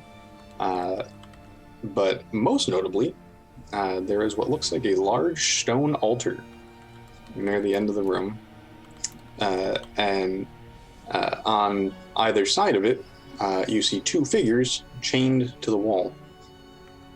And you see what looks like a very, very old, probably mummified with age, corpse of a woman laying on the altar. And you know, just at a glance, that whatever else you have seen tonight, this is the true Cera Brightmoon. Behind you, a voice calls, "Wait!" And you hear thunk, thunk, thunk, and a person comes sprinting down the hallway behind you. Watch out for the pit. This is Benjamin. He's past the pit at this point. It's Benjamin, and he jogs up to the rest of Mystery LLC, and he kind of whispers, and, "Good, you found your way here. Knew I had to be careful not to let on too much too soon so that no one else would find out. Not suspicious. And now you know at the all. truth. There is a darkness here. It's time to end it once and for all." Velma, you see the corpse of Cera Brightmoon shudder slightly as you hear, and this thin wisp of smoke comes out of its mouth. Benjamin speaks faster. "There's no time. She's coming. I know a ritual. I can stop her, but you need to buy me time." Slowly, the smoke coming out of Sarah's mouth begins to form the ghostly visage of Cera. "You dare interrupt my yearly harvest. The last adventurers I faced could not end me. What makes you think you can?" Red pulls out his long sword and goes, "'Cause we're the Mystery LLC, bro. The last thing you're gonna harvest is my sword." Let's roll some initiative. Oh, geez. Wonderful. I don't like this Benjamin guy, by the way, either. I don't know. Yeah. He just happens to come down the creepy corridor right Just in there's time. nothing suspicious about that. Not at all. What? Oh wait, now I rolled a 1d0, so that's why. Let's say how the hell did I Me get too. a I was like, 1d0? how did I get a 0? Okay, a 3. Not a lot better. Well, at least it isn't a 0. Did you add your modifier? Yeah, I got a +0. Yeah. Oh, well then never mind that. Okay, so Terrible. Daphne, you rolled a 1 on it? Oh man. I did. Holy These cow. are bad. Okay, so it looks like Shaggy goes first. I love this. All right. And then we have. So we're all in like that tunnel right there. These are bad numbers. I mean, mine's not too bad. I got a 16. But there's a lot of 16 is pretty good. 3, 10, 0, 3. So we have Sir Frederick. I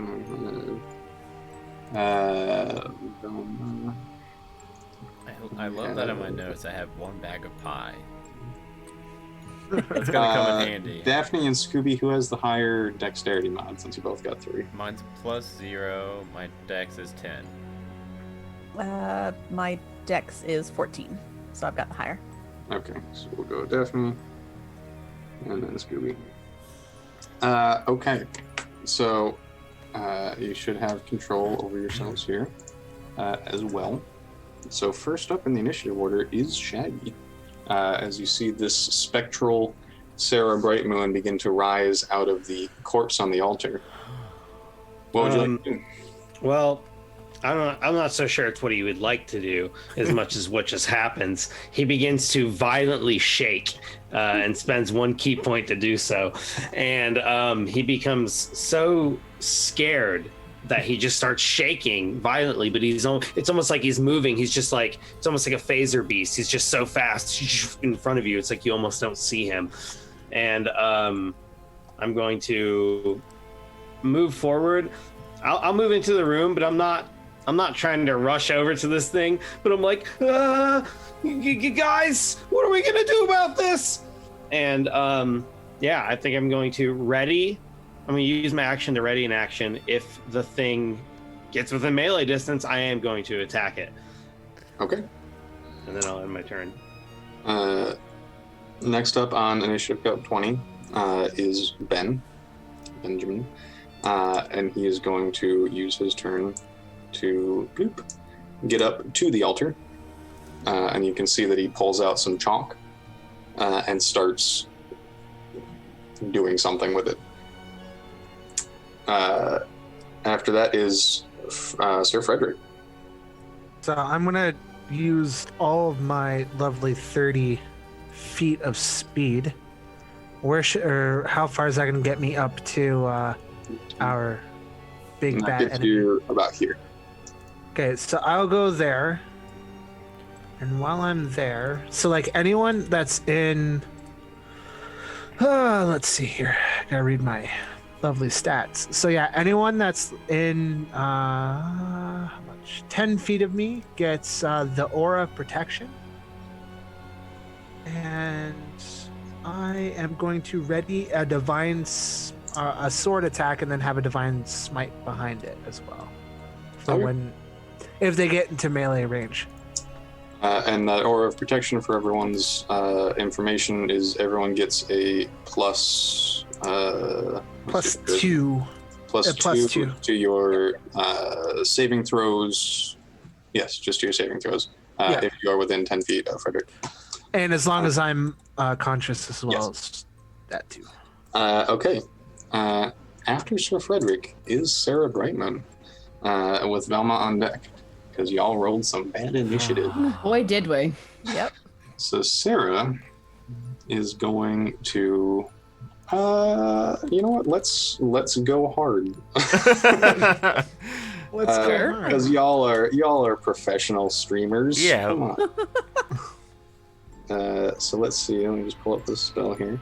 Yeah, that'll hit all of you. I do. If I check. Yeah, easily. She's going to cast Cone of Cold. Oh, no. Is it Shaggy too? Yeah.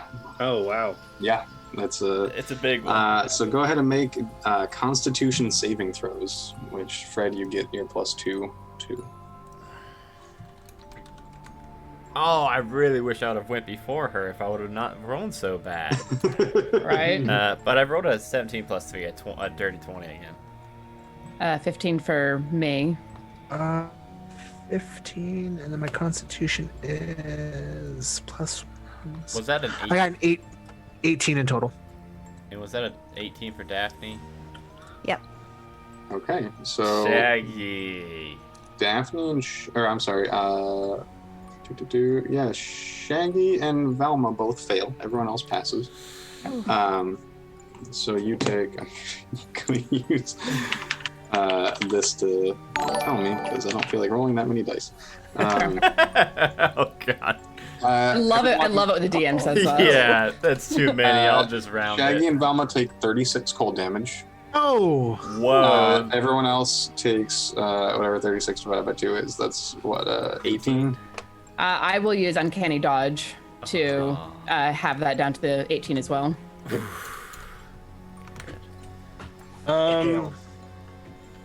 I think I can do something. Shaggy like is that. trying to get something and not take that much because. Well, I'm pretty sure I can do something exactly like that. Yeah, I think monks can as do a something. Really Like high evade. No, that's. I think you have. Well, evasion is dex throws. Yeah. Yep. Oh yeah. Yep, And so this is a Constitution. That does not count.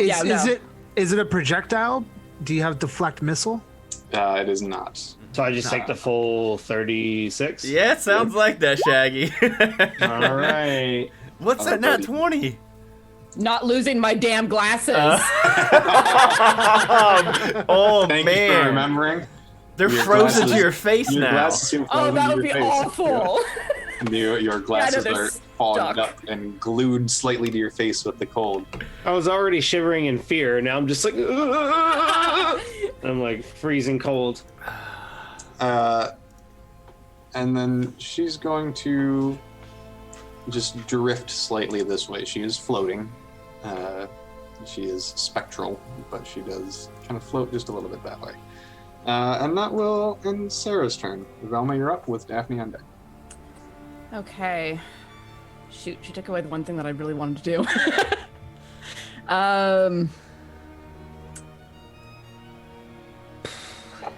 5, 10, 15. I am going to move 5, 10, 15, 20, 25 over here so that we're less in a line. I'm bundled up. Being bundled up just sucks. And I will shoot her with a hand crossbow. Let's see if I can. No, that's probably not going to hit. 10. 10 does not hit. Cool. That is my turn because I can't think of anything I want to do with the bonus action yet. So as Velma scampers off to the side, shaking off the frost from her cloak, shaking hands come up, trying to rub them back warm, and fires her bolt. Goes wide. Daphne, you're up. Skoobi on deck. Well, I am going to move a little bit, and I'm going to try shooting some Eldritch Blast at her. Yay, Warlock. 16 hits.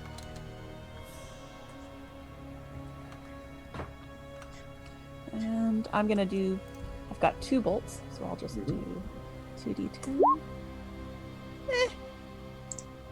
5 damage for the first one, and go ahead and roll your second attack.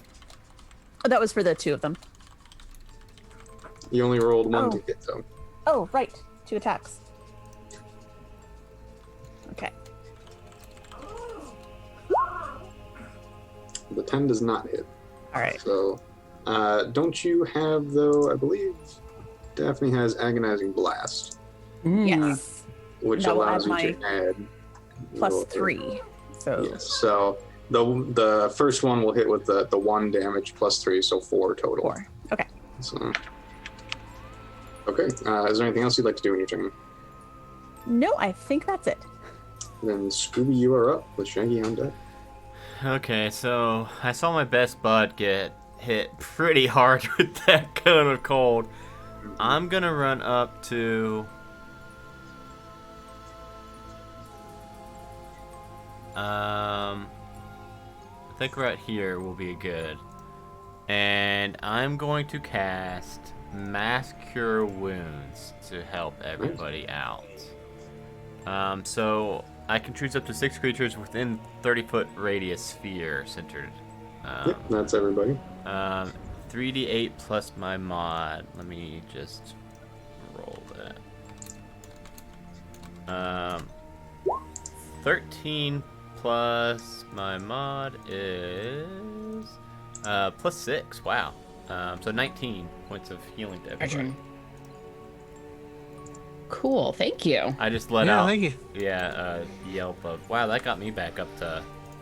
That put me right back up to full health. Yeah. I think I'm almost at full. Yeah, because we took 18. Oh wait, but you also got like hit in the head by something, Velma, earlier on in the adventure. Fucking psychic damage, man. Yeah. So you're saying I should go harder on you? Oh, that one's a 5th level spell slot, and I've only got 1 more of those. Is there anything else you'd like to do in your turn, Skoobi? No, I think that's good. Okay, then Shaggy, you are up with Fred on deck. All right. So Shaggy's feeling a little bit better, not feeling great. 2, 3, 4, 5. I would have to. I can't even get over there in 1 turn. I feel like Shaggy's going to. You can get over there. Oh, can I? Okay.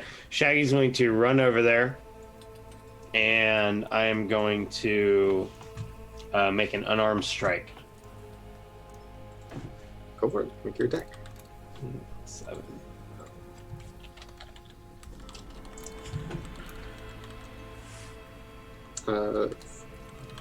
So 17 does hit. All right.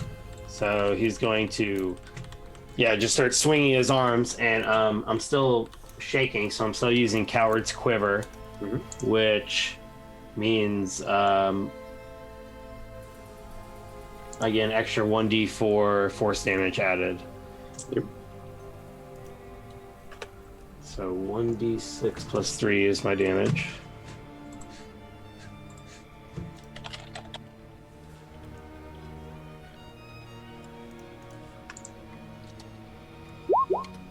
So I get 9 damage plus the extra d4. Oh, 4. Damn. 13 damage total. And you do have a second attack if you'd like to use it. Yes, I'll definitely do that. Punching ghosts. That's the monk way.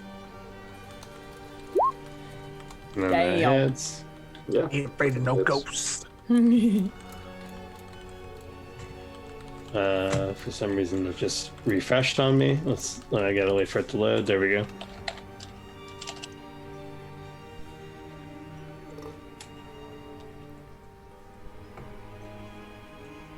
Sorry. Okay, so it hit. So I'm just rolling the damage. 1d8. The d6 plus a d4 plus 3.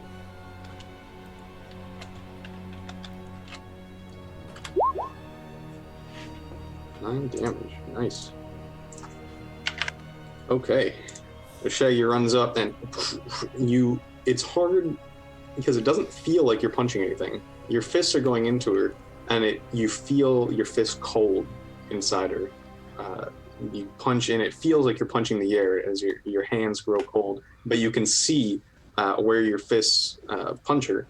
Like her form kind of ripples around it and she does kind of recoil from your punches. Is there any bonus actions you'd like to do? Yeah, sure, why not? I'll go ahead and use my bonus action to spend a key point, and I'll do my stunning strike. Can I do that? Yeah. Yes, so she has to make a save, right? Yeah, Constitution saving throw. And what's the DC? 13. Okay. Where's your Constitution? Okay. She fails. So as your two fists punch into her, you see your fist kind of ripples her spectral form, and you can see her eyes kind of lull back as her whole form seems to kind of twitch around your fist. She is stunned. All right, end of my turn. Also, Duke Flag donated a supreme healing potion to Shaggy. I think felt pretty bad. Thank you, Your Grace. I think felt pretty bad about Shaggy doing so bad on that saving throw. Thank you. Before Fred goes, Benjamin continues drawing runes around the altar. And now it is Fred's turn. So I am going to run up as close as I can get to them, which I believe hopefully is right up to them like that. That'll work. And I am going to strike at her with my sword and have and I'll use a level 2 spell slot to put a smite behind it as well. Nice. So make an attack with advantage because she is stunned. Nice. This is where paladins should shine too. If this is a real ghost. 16. Right. I don't know though. Plus stuff. 16. Yeah, it's a 16 plus 7. Yes. Yeah. Yeah. And I'm gonna roll damage now, so I need to do 1d8 plus 3. A bunch. So that is 10 points of damage, and then Divine Smite with a level 2, I believe is 3d8. Damn.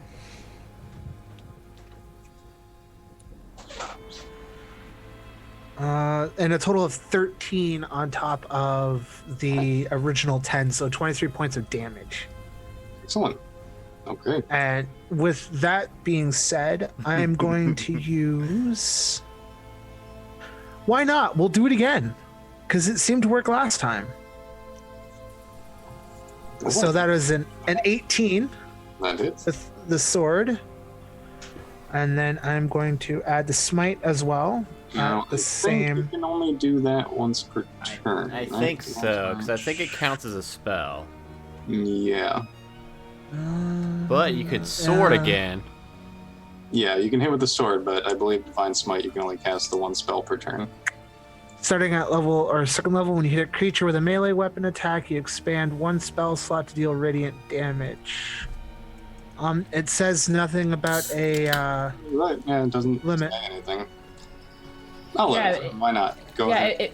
It might not be technically casting a spell. Yeah, you just maybe. Yeah. So, wibbly. Whatever. It's a bit wibbly. It's one of those. Yeah, it's one of those weird things that nobody quite knows. Somebody needs to hit up Jeremy Crawford.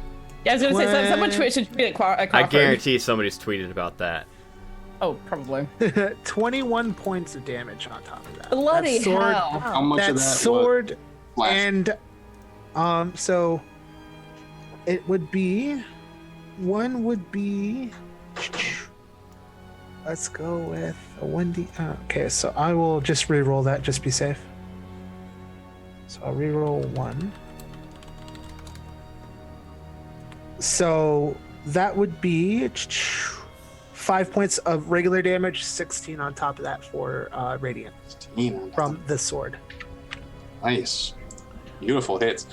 So Fred charges forward. His sword lights up with this divine flame as he slices into this shaking form of Cera, and you see these huge gashes left in her spectral form as his sword tears through them. And they're kind of lightly floating back together, but her spectral form looks kind of tattered where he sliced through. Feel the gains, bro! Feel the gains! It is Sarah's turn. She is stunned. So we go to Velma with Daphne on deck. All right. I am going to move up on her with my movement, and I'm going to take a dagger attack. Nice. With advantage because she's stunned. Yes. What the hell? What did you do, Tiana? Let's re-roll that because I don't know what that is. I don't know. Me neither. That's weird. Okay. That was like doing your it damage. adds your. It added your sneak to it as well. That's dumb. Okay, so with advantage is 22, so that does hit. Okay. So go ahead and roll, and you do get sneak attack, of course. And that is 5d6. So 25 points of damage. Nice. Total. And then I'll use my bonus action for second weapon attack with the offhand dagger. Jeez, Velma's rolling hot tonight. Only sometimes. So another 2 piercing damage that all adds up. It gets there, and that is my turn. Okay, now we have Daphne with Skoobi on deck.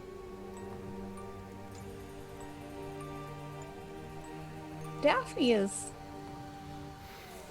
concerned about this fellow. I really am too. I am too. So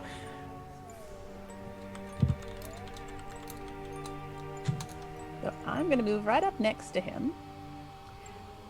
And I would like to investigate the runes that he's casting, drawing. See, Scooby's not smart enough to do that.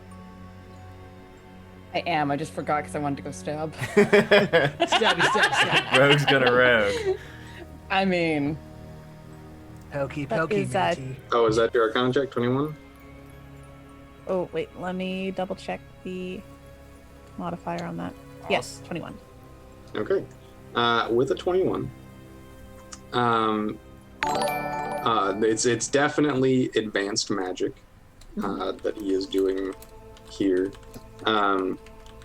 It does not look like any kind of banishment, but you are not sure what exactly it does. Kill him! Kill him! Just that end was his your life. action. Do you have any bonus action you'd like to do? Ooh. I don't have any real bonus actions. Okay. Can I just ask him? What are you doing? What you doing? So we'll see if he responds on his turn. Nothing. Skoobi, you are up with Shaggy on deck. I think I've been watching too much Hubie Halloween. I thought you just said Hubie, you're up, and I was thinking like, who's playing Hubie? Okay. I would like to.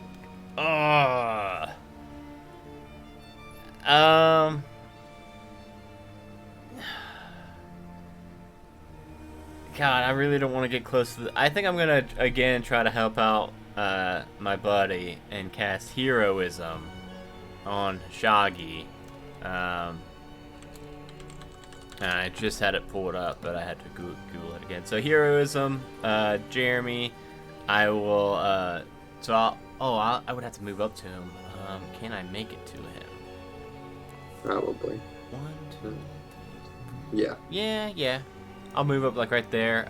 So I have to touch Shaggy, and I imbue him with bravery because I feel like he's faltering a little bit until the spell ends, which is up to a minute.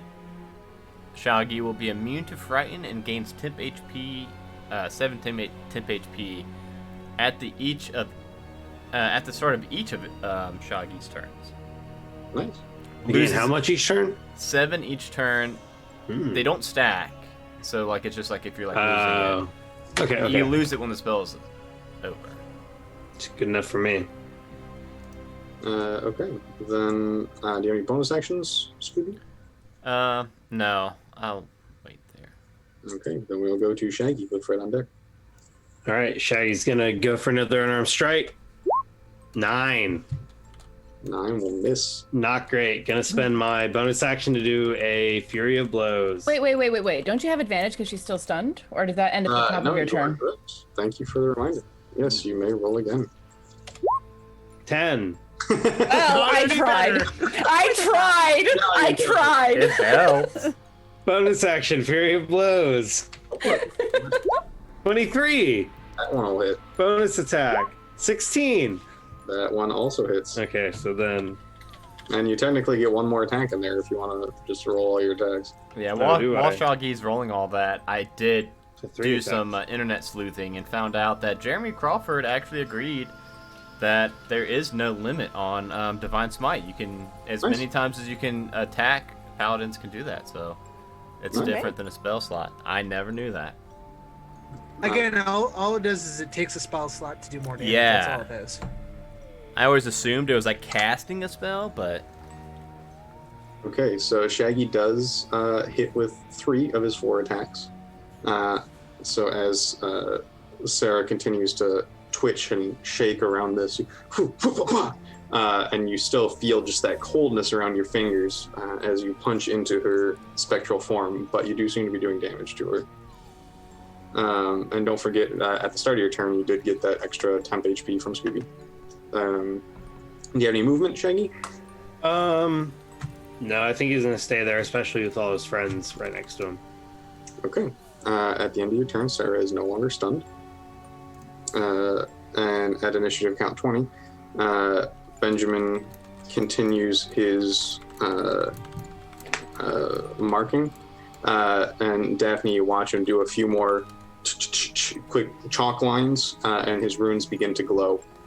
And he yells, "It's time! Finish her off! I've got her!" And it is Fred's turn with Velma coming up soon. I am going to use level 3 Divine Smite. Ooh. So I'm going to swing to do damage first. Okay. And it's just going to be a buttload of damage if I hit. I'm really worried about all these spell slots we're using, and... Me too. I luckily I have one more spell slot. I'm saving the level 3 in case we need it. So I got 16 plus 7. Yes, it's. I love having a plus 7 on a longsword. It's awesome. Her just jumped to 30. Sorry. So that's 4 damage, just the sword, and then the Divine Smite at level 3. I should be able to do 4d8 now.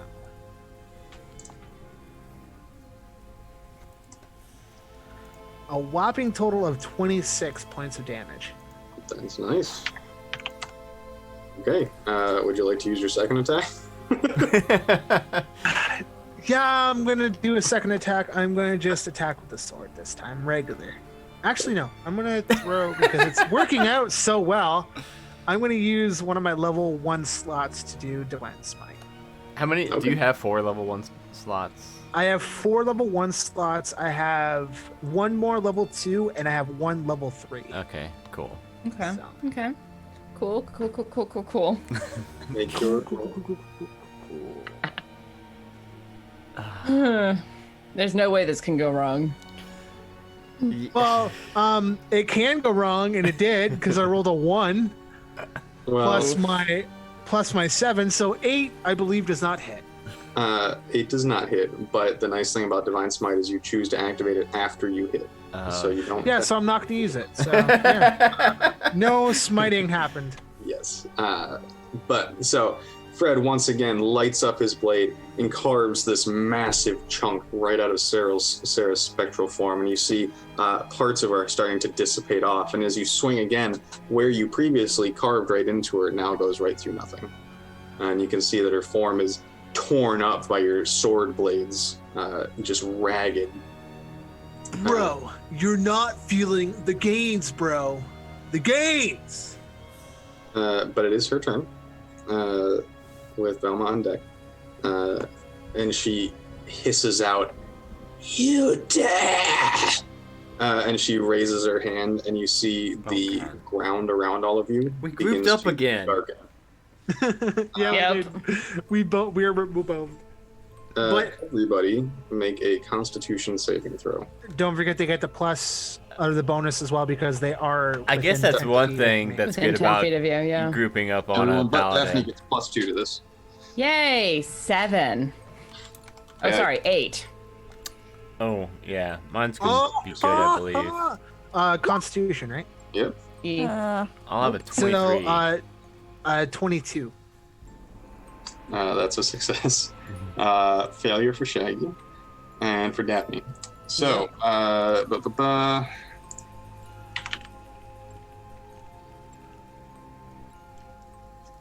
ooh, that's a good roll. I don't like it when the DM says that. Yeah, That's a good roll. Shaggy and Daphne and Velma, since you failed, you take 40 necrotic damage. Wow. Everyone takes half that, so 20. As she casts Circle of Death. And Oh. Okay. I will uncanny dodge that. I won't. Christ for uncanny dodge. Is that something I can dodge? Can I uncanny dodge, please? Oh wow. Even I'm losing 20, that's a big So chunk we of took my HP. we took 20, right, for the people who passed. Yeah. This is a spell, so does uncanny dodge work against? You know what? I'm going to use my damsel's luck What's that? to try and. Before you do that, I believe that has to be used before I say.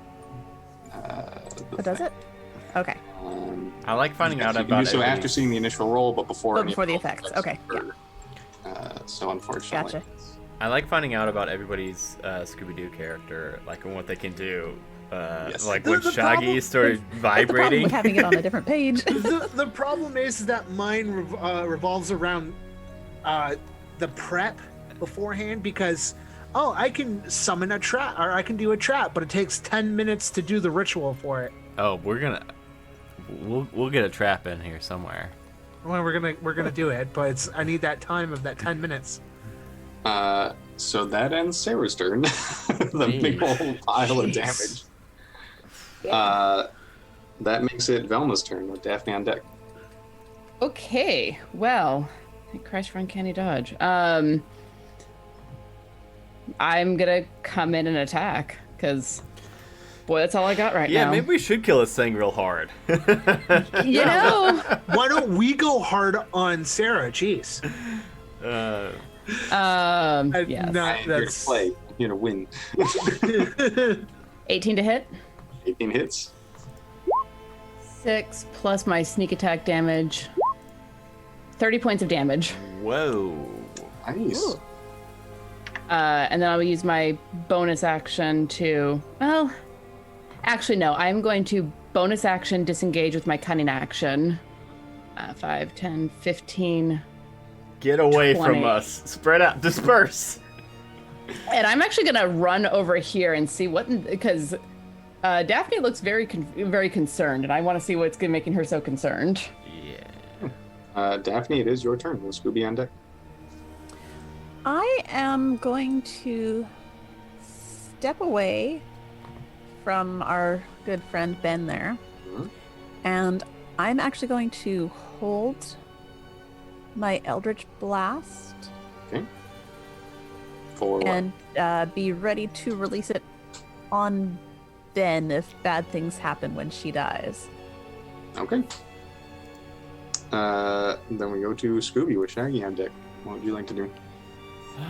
So I don't know what that guy's doing. I can't hear you, Skoobi. Oh, sorry. Can you hear me now? Yep. Mm-hmm. All right. So I don't know what that guy's doing. So for what Skoobi knows, he's trying to help us. So I don't really want to do anything to him. If I did Mass Cure Wounds, I don't think I could get Daphne in there too, could I? Because I think it's a 30-foot radius. Let me look at the spell. She's Mass Cure Wounds is she's within 30 feet. 30-foot radius sphere, yeah. But this is a pretty small room. Okay. If possible, then if I could get everybody, I will use my last spell slot. The only 5th level spell I've got is this one, and after that, Circle of Death. Did not like that. I'm gonna use this last spell slot for that. So it's 3d8 plus 6. So let me get that rolled for everybody again. As I let out another yelp of pain from that Circle of Death. So that will be 17 plus 6, 23 for everybody. Nice. That's pretty good. I can't do that anymore now, everybody. So I'm at full. Thank you. I'm at full too, but you're saying I should go harder. There's an hour and 20 minutes left of this, so I'm just saying. Full, jeez. I'm worried now because I am not at full. I'm not at full. Oh no, I know, Shaggy. You've been taking all the hits and failing all the saves. Shaggy's been taking the.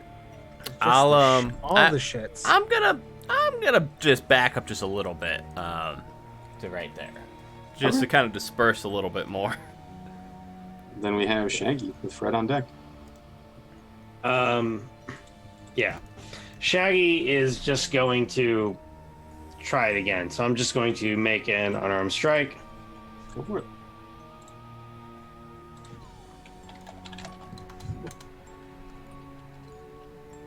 All right. 8. Oh, Jesus. And then extra attack. 26. That's a little better. That'll hit. Jeez. 8 total. Any bonus action? Yeah, I'll spend a bonus action as well. To flurry of blows? Yes, I think I'll do Fury Blows, so 8. Wow, this is crazy. Oh, man. Up and down. 16. Roll one more damage. Or is it just 2? Oh, well. Okay.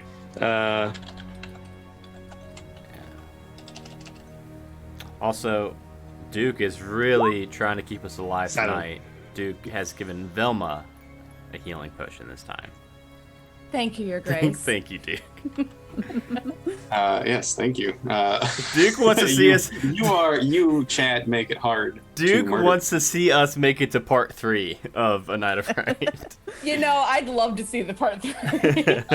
As Shaggy, once again, slams his magical fists into this spectral form of Cera Brightmoon, you see she kind of recoils physically from these punches, and you can see these tattered parts of her spectral form where Fred has sliced her up and Velma's dagger is cut into her. You see her start to just ripple apart and start to fade where Shaggy's punching into her, and she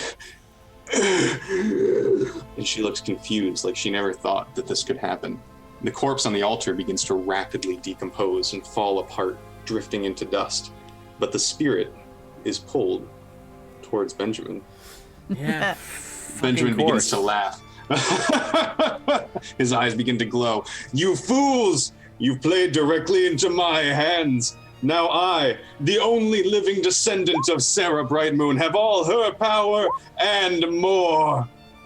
A blinding light fills the room, and you hear a crash. Daphne, you were holding your action. Go ahead. Yep. Fire 2. Those are my 2 Eldritch Blasts, 17 and 19. Let me look at the AC. Those both hit.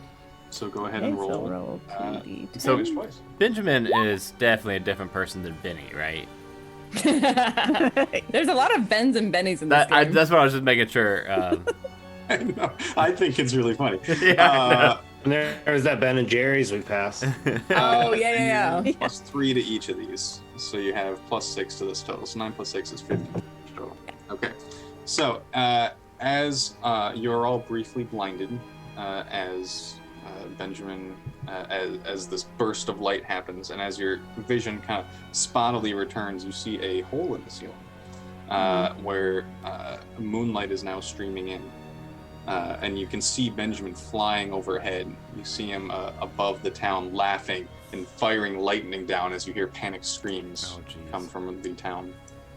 Whoa. As you all run outside, you find yourselves, you were beneath the windmill. As you come up back into Haven, and we have Benjamin is there, and how much? He lost some health, so let me take that off before I forget it. He is currently flying above the town, firing lightning and laughing. So I'm going to roll initiative for him. Oh, man. Okay, so we got... I've used so many spell slots.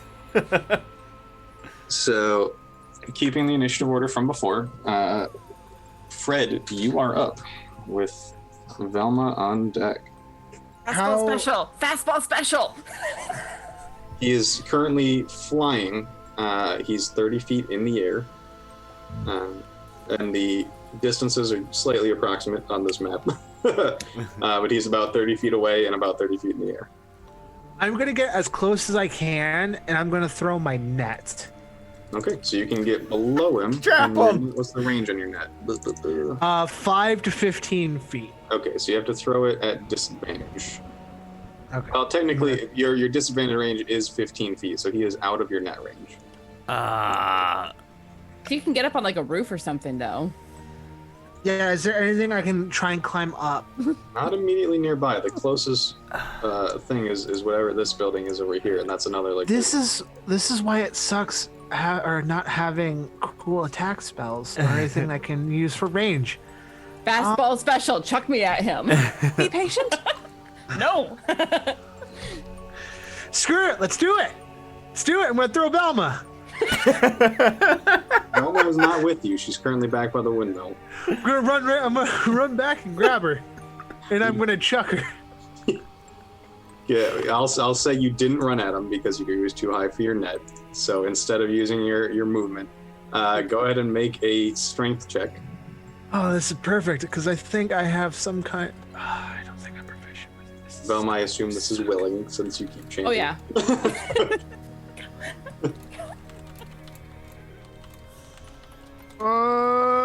That was a 15. And let's see, Velma is a tiny little halfling. Yep. Velma, make a dexterity roll for me, just straight dexterity. Straight dex? Cool. 17. Okay. Tossing a halfling 30 feet is not that easy of a task, so you do toss Velma. It looks like she's going to come up a little short. So Velma's currently in midair, but Velma, you recognize in midair that you are probably not going to make it, so you start bracing yourself to land nicely. Great. Do you have any bonus actions you'd like to do, Fred? I'm going to cast Bless on Velma as she's falling. So okay. I believe Bless can go on a couple targets, right? 3 people. Yeah, I'm gonna also give it to Daphne And I'm sorry, bless is an action, not a bonus action. Oh, it's an action. Okay. Yeah. Unfortunately. I was just looking at it right now. Wow. Okay. I think I'm just going to Hope for the best. Maybe I can do Shield of Faith. I think you have to touch me for that. I'm just seeing if I can cast it in general, so we have some kind of protection over us. That's on one person, if I remember right. Shield is a bonus action, and it is on one person within 60 feet. Within 60 feet. You do owe it to Velma. You did just chuck her. I'm gonna give it to Velma because I did throw her. So she's as got you the chuck Shield of Faith Velma, on a her. shimmering field of divine trap magic. Bro, I should have worked on Arm Day today. We should have went to today Benny's blaster on my body. schedule. I should have went and got my extra gains. I could have thrown her with so much ease. So I'm going to put this little pink icon on you for your concentration. And while he's concentrating, Velma, you have +2 to your AC. Thank you. And at the end of Fred's turn, Benjamin is going to use a legendary action. Oh, he is. shit, guys. Oh, now we got what? legendary actions in here. So as you fly towards him, Velma, he turns and he looks at you, and his eyes are solid black. Make a wisdom saving throw. Okay. Oh, Jesus Christ. Uh-huh. It's not very good. No, not particularly. Let's see. Okay. So as you fly through the air, you look him dead in the eyes, and you feel the fear well up inside you. You have looked into something that should never be glimpsed by mortals, and you are frightened. So if this is frightened, I do have the halfling brave thing where I have advantage against being frightened. And I believe also if she's actually in range of me too. I'm not within 10 feet of you, I think. You are. She is outside the 10 feet. Yeah. It's not just a frightened effect. Okay. But give me one more roll, and we'll see if the frightened part of it changes at all. Okay. 11. Probably not. So you are frightened. Okay. And you are paralyzed. Oh, this is gonna hurt. Jeez. So you seize up, you feel the fear, and you feel your body just seize up in midair as you begin falling. That's the worst time for your body to seize up. And It it's really not your is. turn. So you are paralyzed. So you are going to just hit the ground. So you're going to take.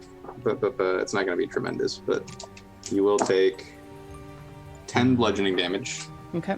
As Fred, you threw Velma. She was clearly egging you on to do it, and she has fallen out of great heights. You know she is nimble, and you throw her through the air, and you see her kind of brace herself, but then just lock up, and she, without moving, goes face first, slides into the dirt.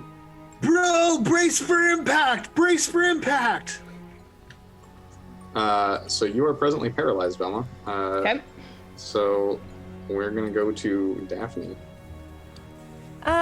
Daphne is going to step up to Fred, smack him on the shoulder, and cast Fly. Oh, cool. I had something I was thinking about getting him up there, but that's better. And that is all that I got. Bro, the gains! The gains! At the end of Daphne's turn, Benjamin's going to use another legendary action. Oh no. I hate him. I hate this guy. Well, really? No. No, you know what? He will. Yeah. He's going to use a legendary action to cast Firebolt. He's going to cast Firebolt at Fred. Of course he is. That's going to be a plenty. That should hit with a... yeah, that definitely hits with a 26. Yeah, that definitely hits. So you are going to take... how much damage does Firebolt do? D10? Firebolt does a d10. Yeah. You take 5 fire damage. Okay. And I also lose my concentration too because I took damage. Well, you have to roll. You roll. Oh, yeah. You will probably save, I think. I think it's a con save. It's the DC is it's a con save, and it's either half of the damage taken or 10, whichever is higher. Yeah, let's make a Constitution save, and you do get your +2 from being a paladin. I never remember. 17 plus 2, so yeah, 19. Yeah, you succeed. So you easily keep your concentration. And that's the end of Daphne's turn, and it is now Benjamin's turn with Skoobi on deck. He is going to. He is going to. Yeah, you know what? Screw it. Let's go hard on you guys. I don't know. Yeah, I mean. What's the point of having all these spells if I don't get to murder some people with it? Oh, thanks. Thanks. He is going to cast Chain Lightning. Oh, no. Red, which will hit everyone except Velma. Hey! It's a good so thing everyone except now. Velma make a dexterity saving throw. Yeah, Jeremy. Don't forget you get the bonuses. Anyone nearby me too. Good job. Good thing you didn't take off flying yet. What Dex? Dexterity. Dex? And what was the bonus on that? +2? Yep. Okay. Oh, good. 17. Mine's 21. 17. Creepers. 17 passes. 18. So Mine is 18 not. either way. I'm sure. Actually, mine's 23, counting the aura. That passes. I'm gonna roll for Shaggy because he dropped. Shaggy's dexterity save is +7. It's a 12, so he failed. That's what you get for disconnecting, okay. Jeremy. Jeremy would have probably rolled a 1 or something anyway. Wow. So Skoobi and Fred passed. Daphne and Shaggy failed. So Daphne and Shaggy both take 42 damage. Ooh. Oh, boy. Fred and Skoobi take 21 damage. Oh, I'm still sturdy, but damn, that was a lot of damage. Yep. I'm not. I wouldn't say I'm sturdy. And Fred and Daphne, please make your concentration checks, because I believe Fly is concentration as well. Good thing. I got 16 plus. Oh, no. What is the save for that one? I don't like Roll20. Sir It does not like me at all. Sir Frederick didn't even get to I got fly. a 17. I got 17. So and you passed your save, so you took 21. Yeah. So you maintain your concentration on Bless, but Daphne did not maintain Fly. So luckily Fred had not taken off yet. Seriously. That would have sucked. Does disappear. And Benjamin is going to use his movement to fly down to where Velma is on the ground. And he's currently standing over her. Oh, God. And that will end his turn. It is Skoobi with Shaggy on deck, assuming he comes back. Oh, I had like 4 different things in my mind to do, and they all got... well, one thing I'm going to do is...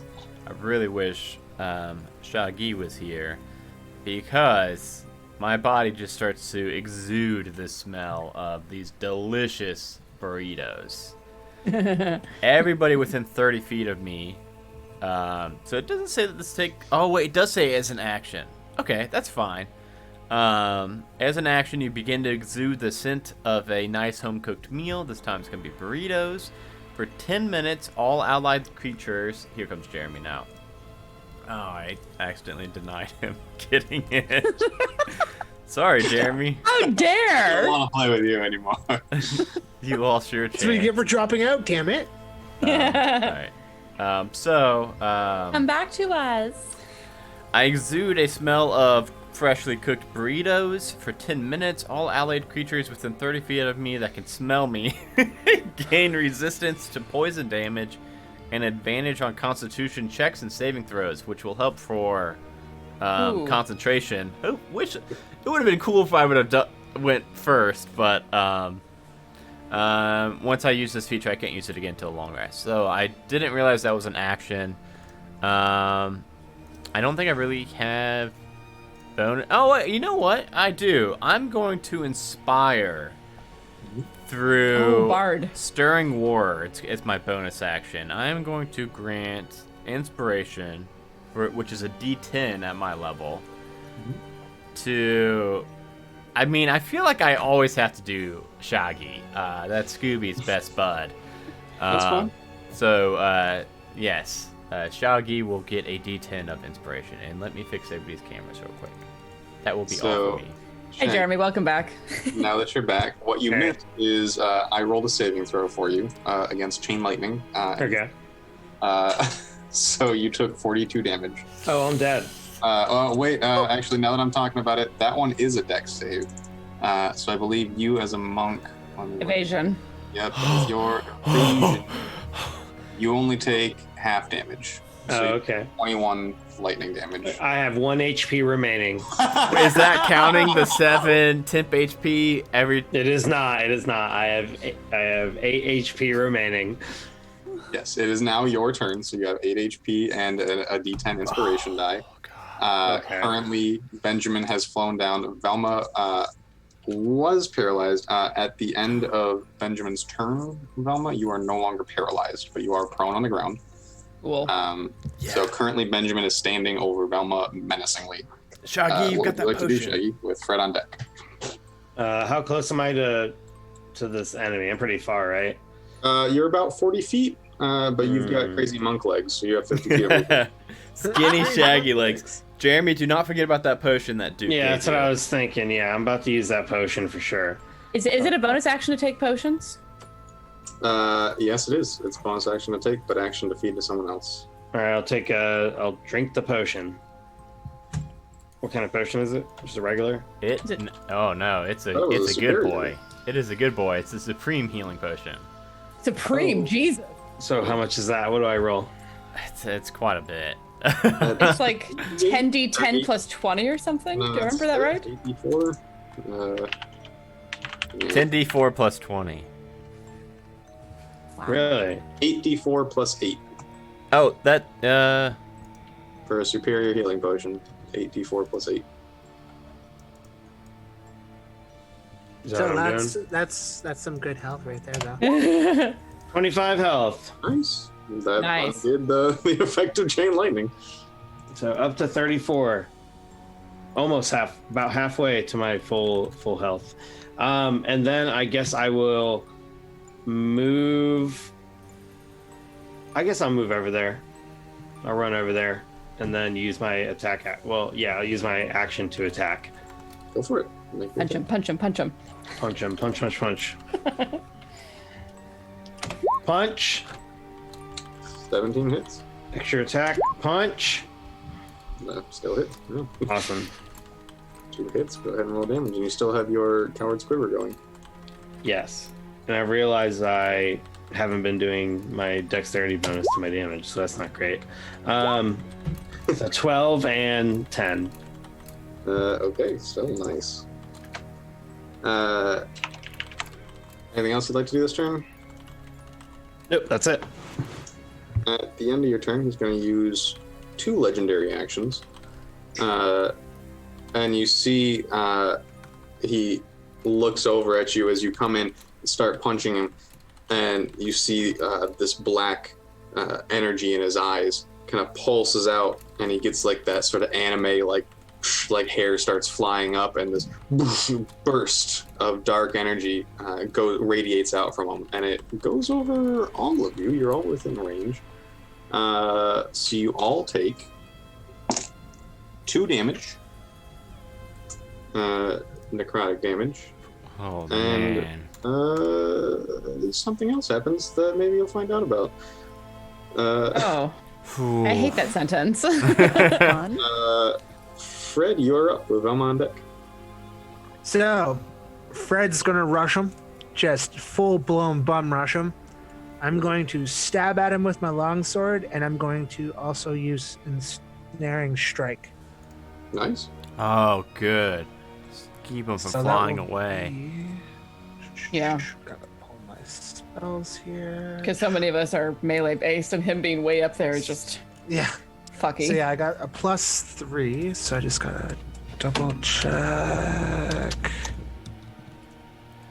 Guess I could close out of my Mass Cure Wounds tab since I can't do that anymore. we appreciate how many times you did do it, though. Jeez, even so. So yeah, spells, that's fun. yeah, so I gotta try and hit him, and then if I hit him, he has to make a save. One more. So that definitely probably hits unless he's got something better than a 16 plus 7. 16 plus 7. Please don't. Yeah, that hit. Okay, I was gonna say, please don't say that misses.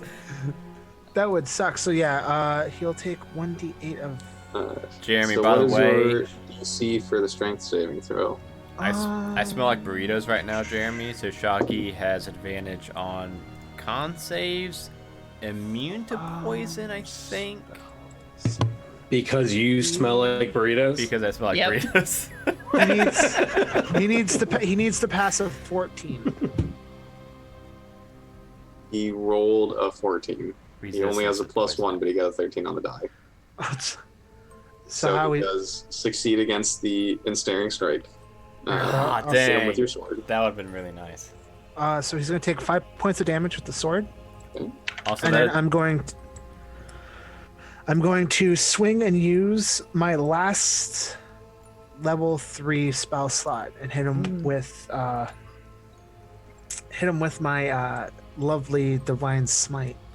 So I love that Frederick has ensnaring strike since he's all about traps. So 17 to hit. 17. He will use his reaction to cast shield. Oh. So as you chomp at him once and these vines start growing up around him, he tears his leg free just in time to see you swinging again, and he raises his hand in an arcane motion, and your sword ricochets off of this magical barrier he's erected. Oh, bro, the hell, man! Magical gains, bro, not cool. Not cool with the magical gains, bro. Anything else on your turn? I will cast Shield of Faith on. Yeah, Shield of Faith will, because I'm not going to use the smite. That's still on Velma, isn't it? No, I basically lost it because I went to charge and attack. Okay, I missed that. So I'm gonna cast it on Shaggy. Shaggy's been doing really bad on saves tonight, so he needs that little bit, and then that'll be everything. End of your turn. He is going to use another legendary action, and he is going to look at you with his black eyes. Please make a wisdom saving throw, Fred. Luckily, I have some kind of proficiency with wisdom. I don't know why, but I do. Well done. I think Fred is wise in the show. Nat 20. Okay. Nat 20, so 24 in total. He looks at you and you stare into the black void of his eyes and you shrug it off. You steal your sword and have faith in your ability to trap this guy. Fred raises his arms up. Bro, I've seen scarier at the gym, bro. You're nothing. Okay. That makes it Velma's turn with Daphne on deck. Okay, so he's basically standing like right over me, right?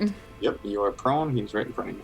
Okay, I'm going to use half of my movement to stand up and make a dagger attack at him. Yeah, stab him real good. I'm trying. 25 to hit? Yeah, even past his shield, yep. Neat. And then the 5d6. So 19 points of damage for that. Nice. and use my bonus action to offhand dagger. Yep. 27 to hit. Nice roll. Stab him in the foot. Keep him in the ground. Yeah. Pin him to the ground. So 23 points of damage total. So as Velma stands up with a vengeance slicing into Benjamin, and you see the blood kind of splash across and pulls back slightly from you. That's everything. So we go to Daphne. I'm going to move over a little bit just to get better aim, and I'm going to try Eldritch Blast again. Okay. Make your 2 attacks. Get it. Let me see, because he's still got shield up, so let me see what his AC is. Shield is +5 AC until the start of your next turn, so he has got... so one of your attacks hits. Alright. So go ahead and roll. That damage is 11. Nice. And that is it for me. Okay, now it is Benjamin's turn with Skoobi on deck. Let's see. What is he going to do to get out of this one? How hard do I want to go? Let's see. I'm going to just check this spell.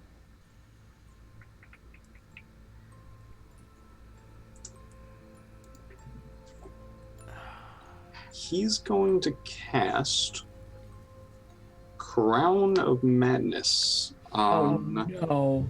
Let's say, Velma.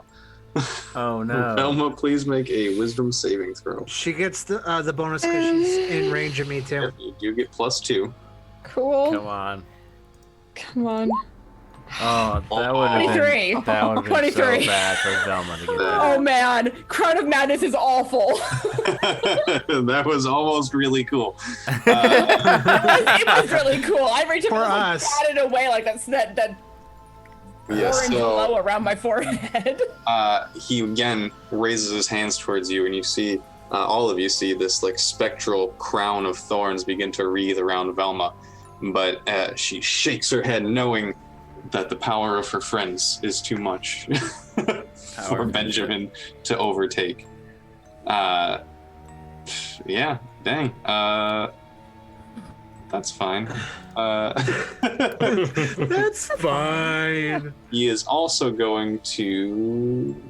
nothing. He's not going to move, because y'all are up on him. So it is Scooby's turn with Shaggy on deck. Can I downgrade an action to a bonus action so I could have 2 bonus actions? No. Okay. For my bonus action for sure, I am going to... How's Shaggy looking? Half good. Ah, jeez, one more big spell though. Okay, I'm going to throw a Courage Crunch. This one is going to be a special Courage Crunch that grants advantage instead of curing a bad thing. So I'm going to be granting advantage to Daphne. So I'm going to throw Daphne a Courage Crunch. I don't know if Daphne even eats Courage Crunches or not. Shaggy is probably getting pretty pissed at me for giving away these Courage Crunches. And other than that, I will cast... I'm gonna run up and actually somehow find the courage to I don't want to. Okay, yeah, I'm gonna run up and join the others. I actually feel a little bit left out back here. I'm gonna step up right next to my best bud right there, and I am going to I'm going to poke him with my rapier. Nice. You all probably didn't know that Scooby's got a fucking sword, but he sure does. I pull out a sword from my sword sheath on my hip that I've had this whole time. I like to imagine he carries it in his mouth. Well, I don't think a 3+. I think it's like a +7 or 8, but I don't think. No, that does not hit. So as you flail it around in your mouth. Maybe if I put it in my fucking hands one of these days, I'd be able to hit with it. Maybe. One of these days. Yeah. At the end of your turn, Skoobi, Benjamin's going to use a legendary action, and he's actually going to fly 30 feet straight up in the air without provoking attacks of opportunity. Oh, come on. Reaction. Because now he's getting crowded, and Benjamin don't like that. But it is Shaggy's turn with Fred on deck. What are we supposed to do now? I can't reach him from here. I'm just jump, dude, bro, jump. You're like super lanky. You're super light. You should be able to just jump right at him, bro. How high up is this guy? Can I realistically spring vault off somebody and get one hit in? If you use Step of the Wind, your jump distance is doubled.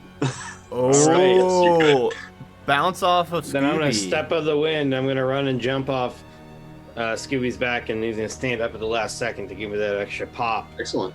Yeah, that costs 1 key point, and it's your bonus action. Worth it. Yeah, you fly. I started with 10 of them. I got plenty. Yeah. Damn. Go ahead and make your 2 attacks as you launch yourself up at him. Now 14, you do need to fall back down though. And 25. You do also have fall. A D10. One of them hits. So you've got a D10 of inspiration too. Oh. From. You were the one I inspired, right? To do that before. Yeah, I'll allow it. Yeah, you've got inspiration. All right, we'll add it to the 14 then. Let's see what we get. +4, 18. That makes them both hit. So go ahead and roll your damage twice.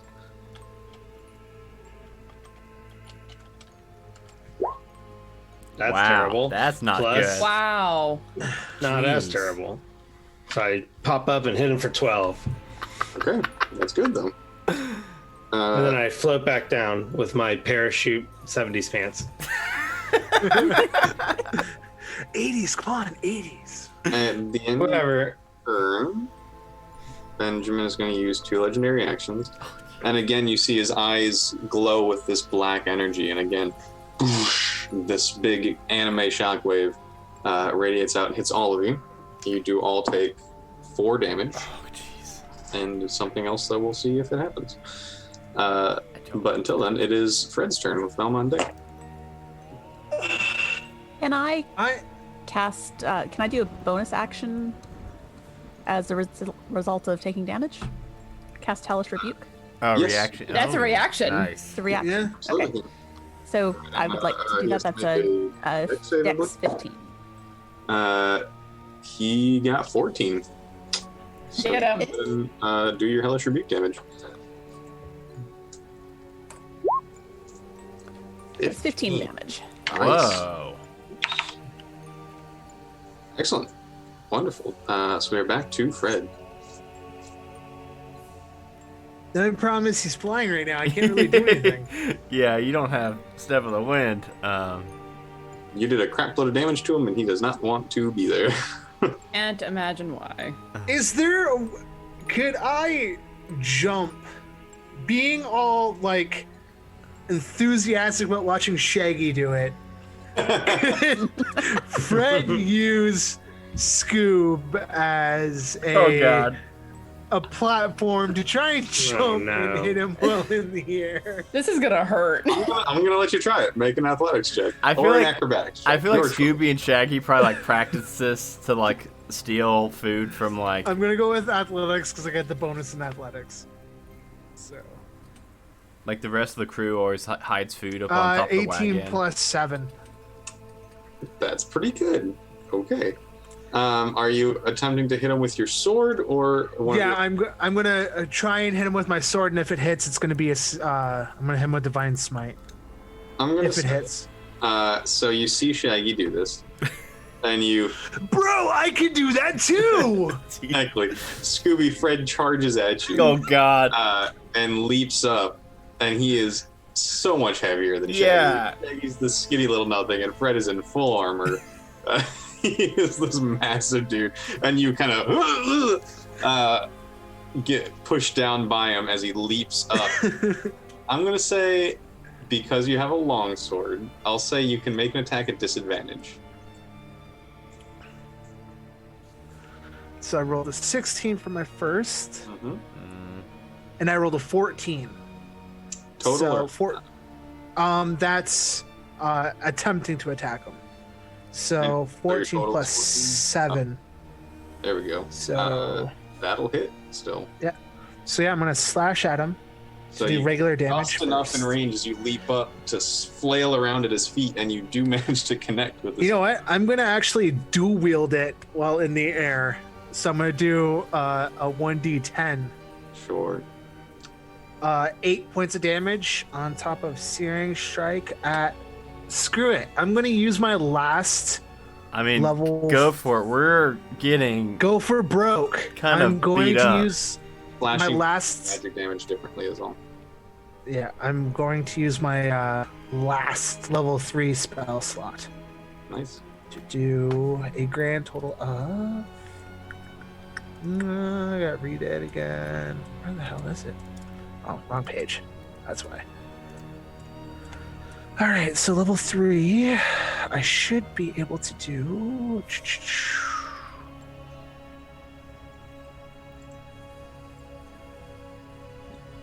Should be able to do about 4 d8.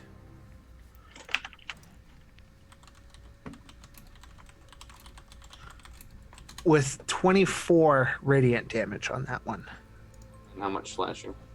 So it was 8 for regular, and then it was 24 on top of that, so 32 points. Now you are falling. Yeah, I saw that coming. So, hey man, I got the day. I hit him though, right? So that's all that matters. We're gonna take 4 bludgeoning damage. All right, now and I'm make still a up. dexterity saving throw. I get the bonus because of my. I got a 20 or dirty 21. Okay, so you do not fall prone. You manage to 3-point landing superhero pose, and it kind of shakes up your legs, and you feel the damage take, but you see the blood coming out of his feet. As you Bro, divinely sliced his Achilles heel in a very dope way. Come at me, bro. Come at me. And God, I wish I kind of want to make Skoobi take damage, but I will not. Goomba I was style. worried about that. Velma, you are up with Daphne Undead. How far above us is he at this point? 30. Okay, so if I were to climb onto Fred's shoulders, would I get the 10 feet up about with my height and his height? Yeah, about, yeah. Is that your range? Yeah, I want to climb up on his shoulders and use a crossbow so that I don't have disadvantage on this. Yeah, yeah, I'll allow that. Fred, do you allow her to scamper up on you? Yeah, go ahead. I mean, I threw you, so it's only fair. 30 feet. You don't need to do it if you don't want to. It's a hand crossbow, so it's 120. Yeah, so you're 30 feet away. So you know. Oh, you're right. I'm sorry. Well then, I will use my insightful attack, insightful fighting rather, to do a wisdom insight check on him, countered by his deception. Okay. Well, that's not gonna work very well. He got a he got a 5 also. Are you serious? Yeah, I rolled. Yeah. So what happens? I got a 5, so that means, let's see, for insightful fighting. Is it a roll off? I think it's got to be a failure when it's contested. I think. Yeah, it's meter beaten, so tie goes to the defender. I think is usually the way it goes. Okay, well then I will just shoot him. You know what? Velma's glasses have not fallen off once all I know. night. Like, Joe watches this, man. Joe's gonna be pissed. I'm a better Velma than he is. 25 will hit. So Probably- go they're ahead and probably roll still- damage without sneak attack. Probably still Yeah. frozen to your face. 8 damage, probably. Okay. Good round, Velma. Yeah, thanks. It was How's this dude looking? If I'm going to use that courage crunchy, do I need to decide that before I roll? Courage. Before I say if you get advantage. Yeah. So you can roll, and then before I say if it's a hit or miss, you can. Okay. Oh yeah. Well, it just says you enchant this food to either grant advantage on the creature's next attack roll, or end one of the conditions. If it's explicitly say that it's the next. So it's got to be like yeah. Yeah. All right, then that's. Which might get wasted if you roll good both times, but. I mean, 22 is pretty good. Yeah. Roll. Yeah. See if you, Well, I'm glad that was advantage because that 22. At least you got that bad roll out of the way too. Yeah. Because I'm hitting him with my witch bolt. Ooh. Nice. Well, that does hit. So go ahead and roll damage, and I believe that makes you concentrating again. Okay, so. And my only spell level is 5th, so that is going to be. A huge amount of damage. Okay, so that is 5d12. Jesus. Ooh. Oh. Wow. So wow. Ouch, kabibbles. Blue just arcs from her outstretched hand up into the air. Massive beam of light just blasts forward out of nowhere, and you see it just collide with Benjamin in midair, and he tumbles backwards as this energy burns into him. You can see that it's searing some of his flesh. That definitely did a big hit. Come on, guys, let's get him to the ground so we can just curb stomp him. Come on. Surround him and punch him. That's what I got. His turn. No. Oh, he's gonna hurt me. He's gonna hurt everybody. Oh yeah, shit.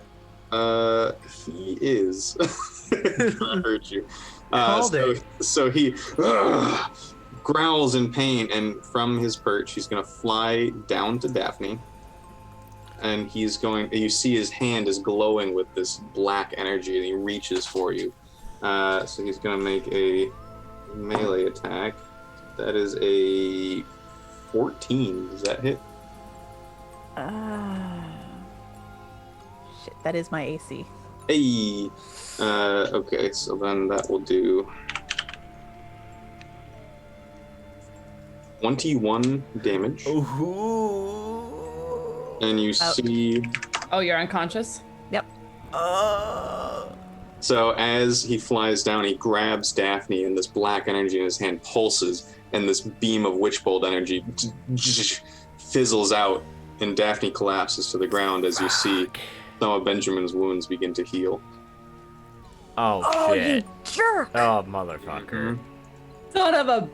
Okay. Okay. And he's going to look at Skoobi. Not Skoobi. With his black energy eyes. Skoobi, make a wisdom saving throw. When you do get +2 from being close to Fred. If I might roll 20. That is an 18. Wisdom saving throw +4, 22. That's a success. So that ends his turn. Skoobi, you are up with Shaggy on deck. Okay, well, that's going to change my course of action. I now definitely need to use Healing Ward at a 4th level. Because I still have 2 different 4th level spells, so I figure I might as well up this for Daphne. So that's going to be a D4. 3d4, or I mean 2d4, 3d4, 4d4 plus 6.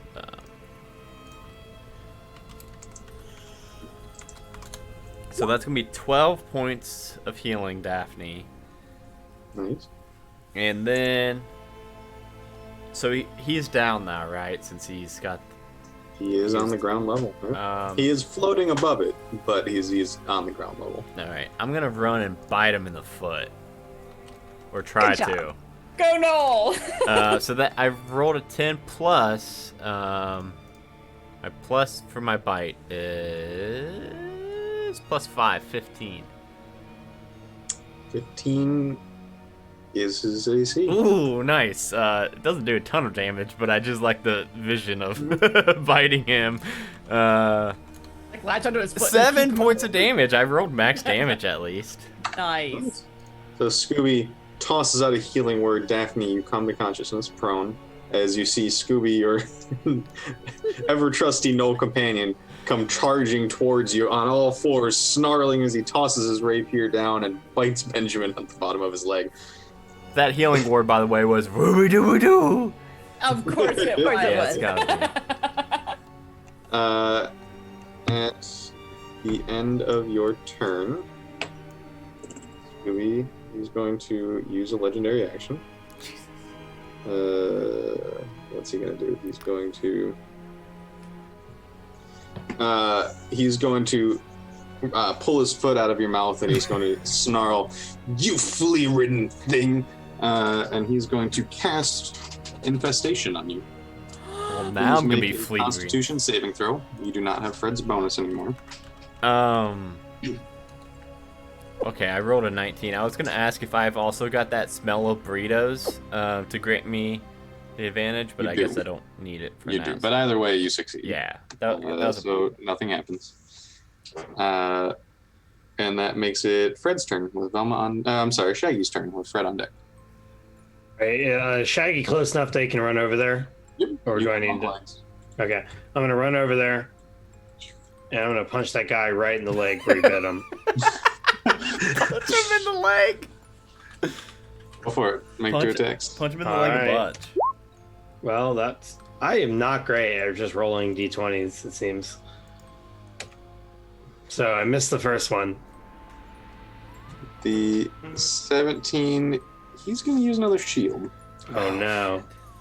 So, as Skoobi bites at him and he pulls away, you dive in, slamming right where his foot was. And as he sees you coming, now that he has a second, he pulls up his hand again, and your second attack, you punch directly into a magical force. Wow.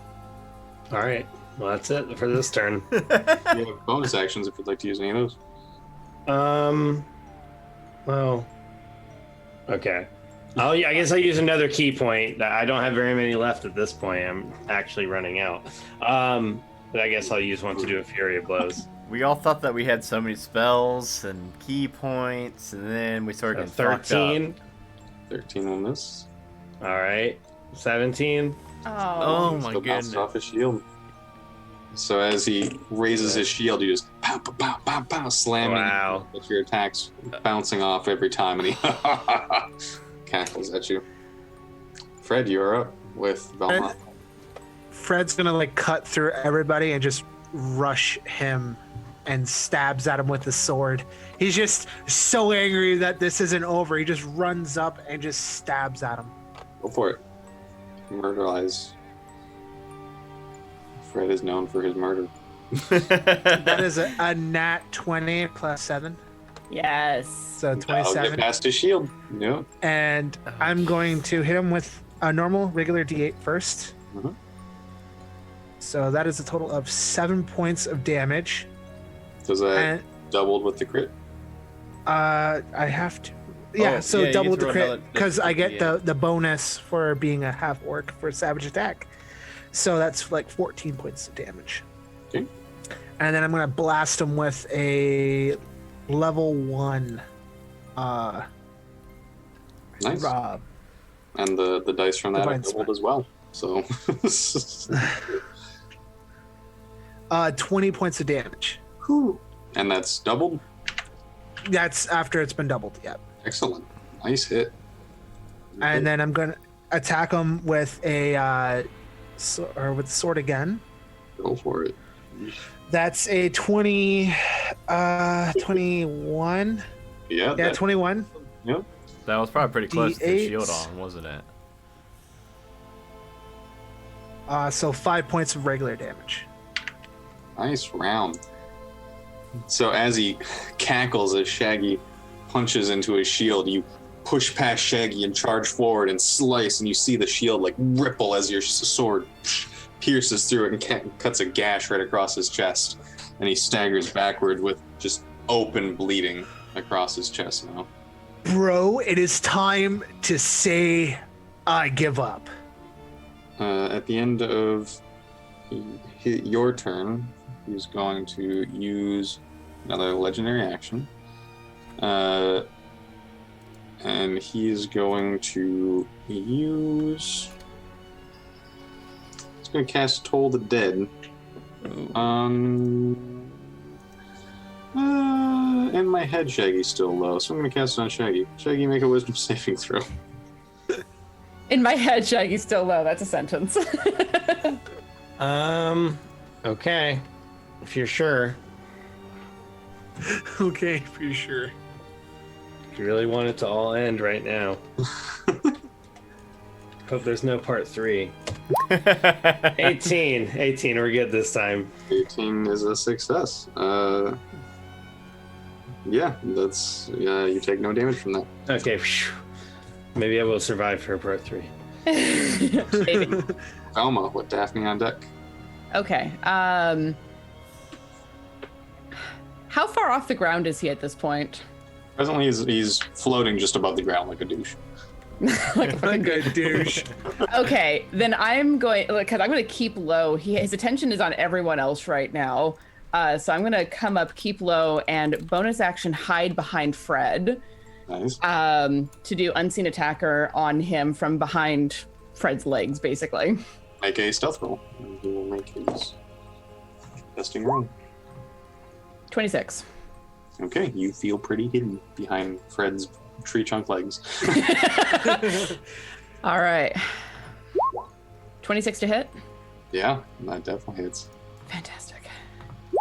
So 6 and then 21 points of damage. Nice. And I mean, that's my turn, man. That's your turn, but that was a good hit. As Fred stabs into him, you take the opportunity while he is distracted by this open wound in his chest, slide behind Fred, and as soon as Fred recoils, you take the opportunity and stab right into Benjamin's side, and another large open wound appears. And at the end of your turn, he's going to use another legendary action. Now he's gonna move again without provoking opportunity attacks, and he's gonna fly 30 feet straight up. Again, just like, enough of this. Fred's worst nightmare. Daphne, you're up. Well, I'm going to Eldritch Blast at him. Yeah. Get him. Really? Ouch. No, I'm not. Do the warlock miss thing. him. Oh So no, Daphne, you rolled 2 10s. Come to consciousness. You see Benjamin fly up right above you, and from your spot on the ground, you fire your blasts up at him, and they just go wide around him, looking like spotlights shooting through the air. And that's, Do you want to get that's up? it. Do anything else on your turn? Yeah, I'll get up. And I'm going to move back a little bit just to be not quite so clustery. That's fair. Okay, it is his turn. Now. And he's mad at you. Which you? There's a few of us. A lot of us have been just chipping away at that health, man. He's looking pretty rough. So he is going to cast. He's going to cast Cloud Kill. Oh shit! What now? Beg pardon? What does this look Everyone like? but Daphne. He points at the ground, and this billowing green fog begins to emanate, and you actually recognize it. It looks an awful lot like the smoke that was formed like Cera Brightmoon when you first arrived in the town. But it billows up, and it's toxic. You immediately can feel that it's burning your lungs and your skin. So everyone but Daphne, please make a Constitution saving throw, and you do all have +2 from Fred. And advantage from my burrito smell. And you do have advantage. Yes. Is it disease or poison? It is poison, so Shaggy, you are immune. 19 for me. Yeah, I gotta roll. I don't have. I got a. I'm immune to disease. that's a +3 and then +2 from him, so I got a 19 total. Con save? Yep. Yeah. And you have advantage on it. Advantage on it? Yep. Skoobi. Because I smell like burritos, man. Scooby-Doo. I only got 17. 17 still succeeds, so you all passed, and Shaggy is immune. So, with the halved damage, Shaggy, Velma, and Daphne all take 9 poison damage. Not Daphne. Daphne's hiding. Everyone except Daphne. Yes, I'm sorry. Yeah. It's Skoobi, Fred, and Velma all take 9 damage. Excuse me. And that's gonna end his turn. And we go to Skoobi now, with Shaggy on deck. Alright, Scooby's gonna say, Benjamin. And the fog stays there. It is obscuring the area. Shoot. And actually, oh, I'm sorry. It doesn't do damage right away. You roll on starting your turn there. So you started your turn there. We'll say that roll happened. So you are still in the area of the spell, though. I'm gonna say, Benjamin, well, looks like a dog, eats dog food, lives in a doghouse, and is very dangerous. A dog with a machete. And I'm gonna cast Hideous Laughter and try to make this dude bust a gut. He's got to make a Wisdom saving throw. Now, just for technicality's sake, that is a creature you can see, and currently Oh no! A creature that you can see. Shit. Oh man, I wasted my funny ass dog joke. I'm saying you can move out of the cloud. You just have to Okay. move out of the cloud Yes, I first. will do that. I will scoot so I can see him. But then say that same joke. The Scooby scoots over, then says a terrible joke, and he has to make a wisdom saving throw. He has got to beat a 14, which isn't very high. You got a 21. Damn it! He does not find my hilarious dog joke funny. Yeah, I think. I mean, that was a spell, so I don't think. I think all my other bonus actions have to do with. Oh no, I can inspire. I keep forgetting to inspire. I will inspire Shaggy's up on deck. Yep, Shaggy's Shaggy did so poorly last round of punches that I will inspire Shaggy with a D10. Okay, but I can't fly. So Shaggy, you start your turn on the cloud kill. Obviously, you are immune to it. But it is your turn. You have inspiration with Fred on deck. All right, I'm like, well, where the hell did he go? And I'm just looking around all crazy. I mean, I don't know how I'm going to get up there, and I don't want to spend a key point just to try to jump really high again. The inspiration lasts for 10 minutes, so don't feel like... Okay, so I mean, honestly, this turn, all I'm going to do is move out of the fog so that I can see what's going on, and then I'm going to hold an action that if I can get within range of him somehow, I'll attack him, but I'm not going to spend another key point just to try to jump up there. Which way would you like to move? I will just move back, so I'll be a little bit further away. Just trying to get out of the cloud so I can see. Then we go to Fred with Velma on deck. Start your chance cloud kill. You took that damage. Yeah. So between Scooby and Shaggy, who's got like the most health missing? I mean, Scooby's looking bad. Scooby is... I'm sorry, tiny thing. He's going to use a legendary action. One tiny thing real quick. So anyone who can see Benjamin sees him once again, this black sphere of energy, and everyone takes 2 more damage. Okay. And I'm sorry, please continue with your turn. I'm gonna clear out of the fog. Mm-hmm. I'm gonna run over to Scooby and I'm going to lay hands on him. Okay. I am going to give him. I'll give him I'll give him about 5. As and it also neutralizes multiple poisons with a single lay on hands. Yeah, I'm not poisoned or anything. Stuff. as you bring your hands up and the divine energy flows out of them, they do not heal Skoobi's wounds. Oh, jeez. Oh, well, okay. Oh, well, okay. I'm gonna ready my net, I guess. Ready your net if he gets within 15 feet of you. He gets in 15 feet. Oh, I'm bringing come that on. bastard Please down. net somebody. Please net him. I would love that.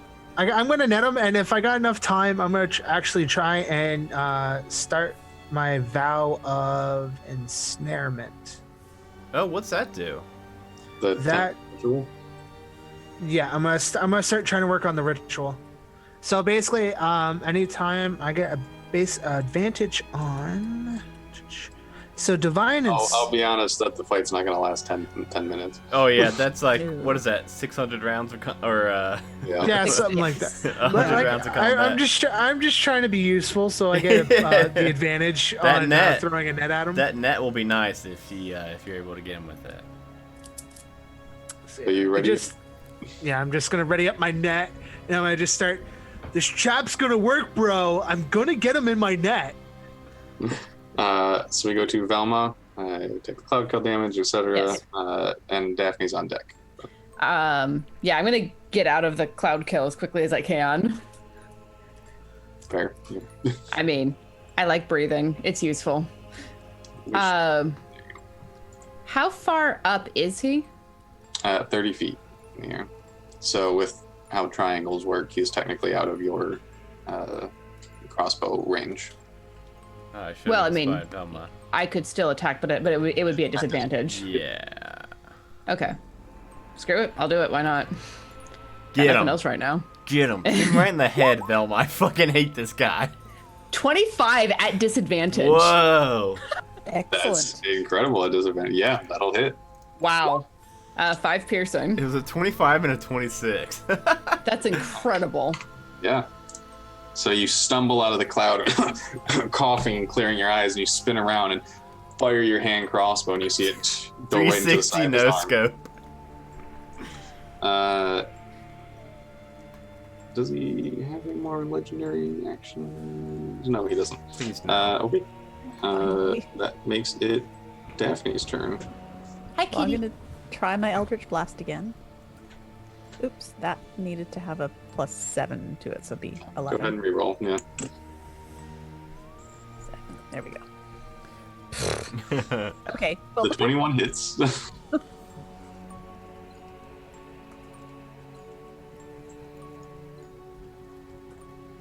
Oh, +3 is 6. 6 damage. Okay.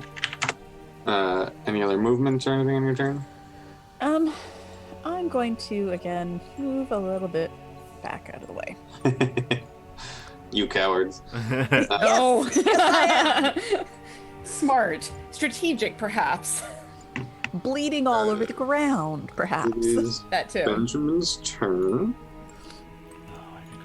And he is going to.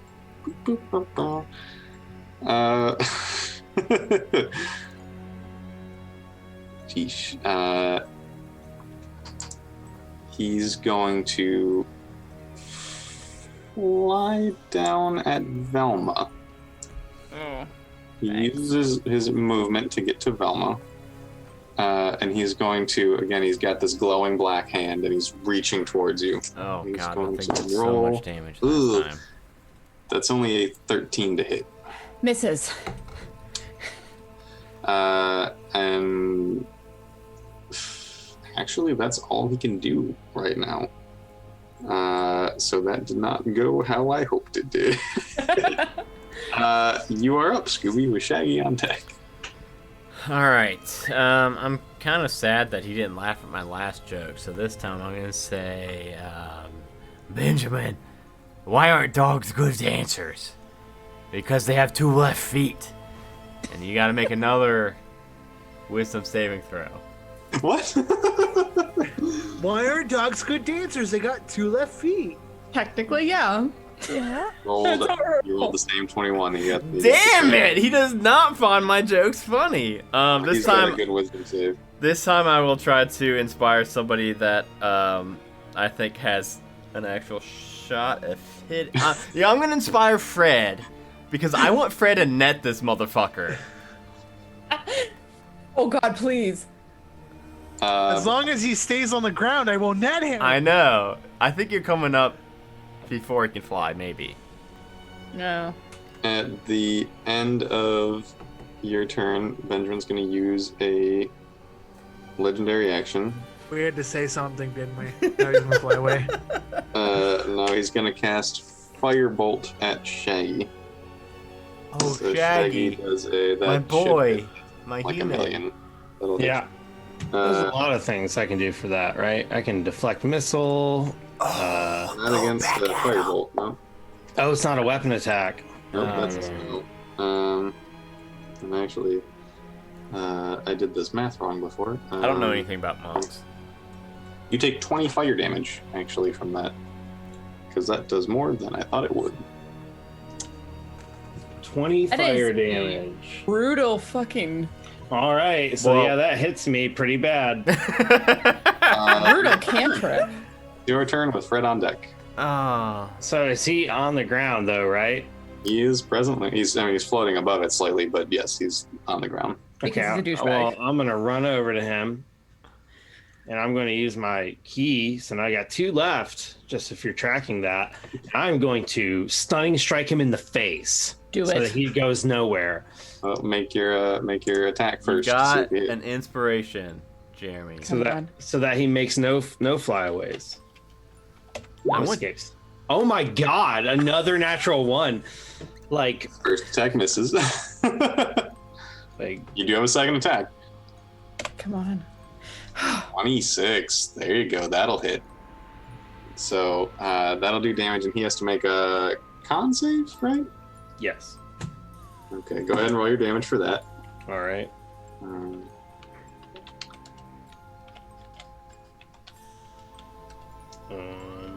There we go.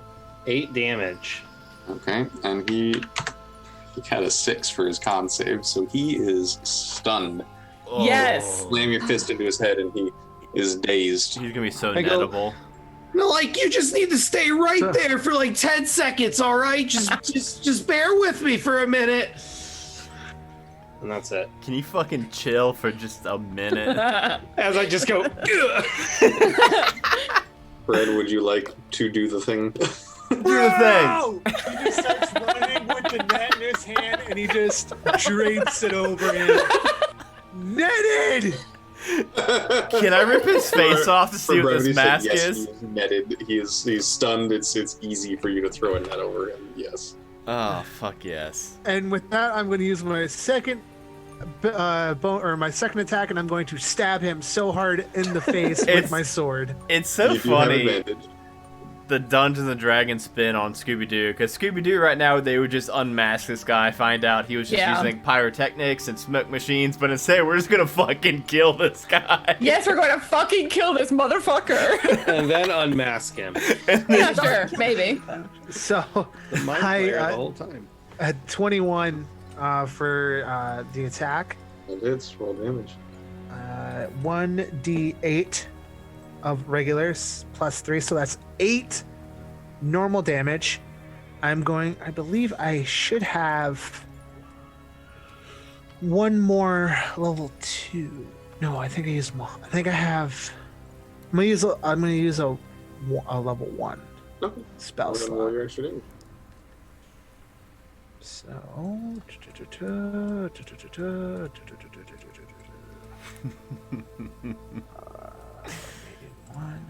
There it is. So first level 2d8.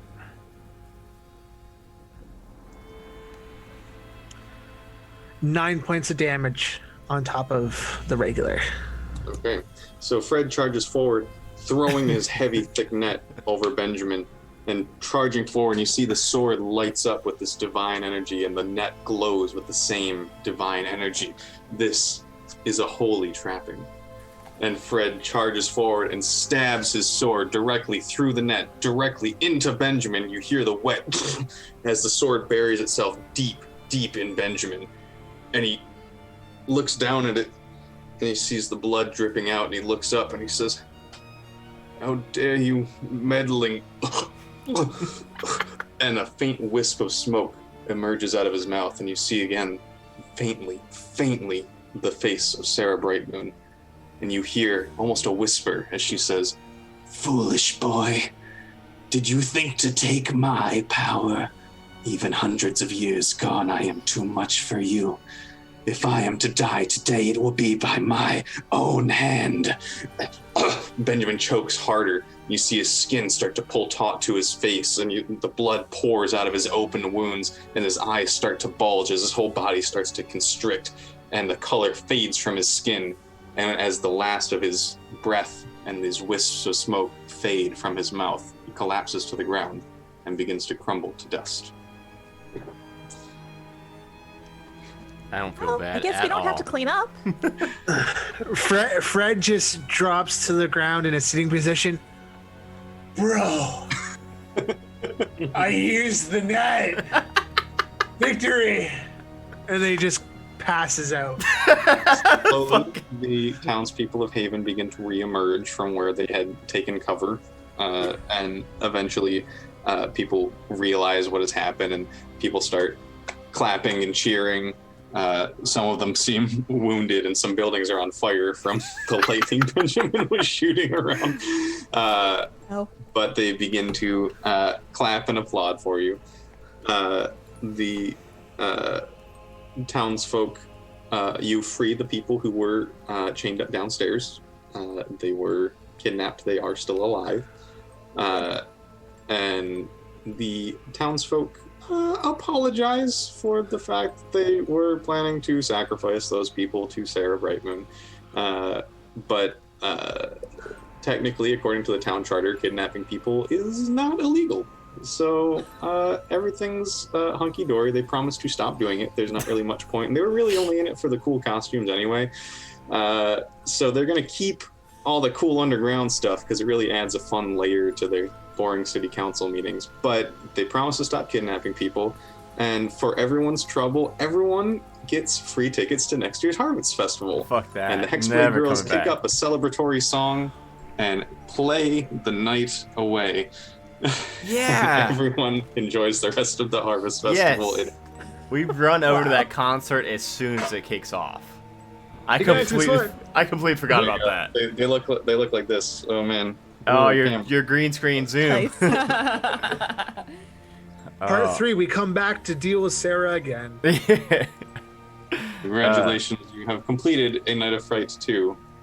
Oh my goodness.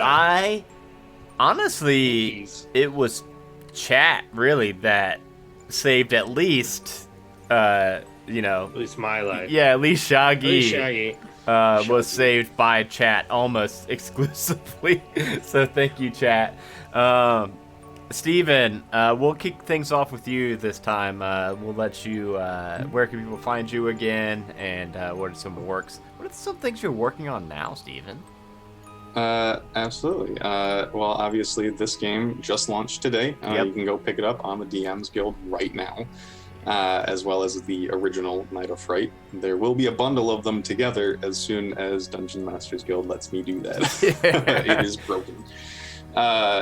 I've got a bunch of stuff I'm working on right now. I've got a Kickstarter that'll come out in the winter, and I'm working on some projects with the Gallant Goblin, who is currently in chat. Hi, Gallant Goblin. So I've got a bunch of cool stuff coming out with them, and you can hear all about it on my Twitter at Stephen Pankotai.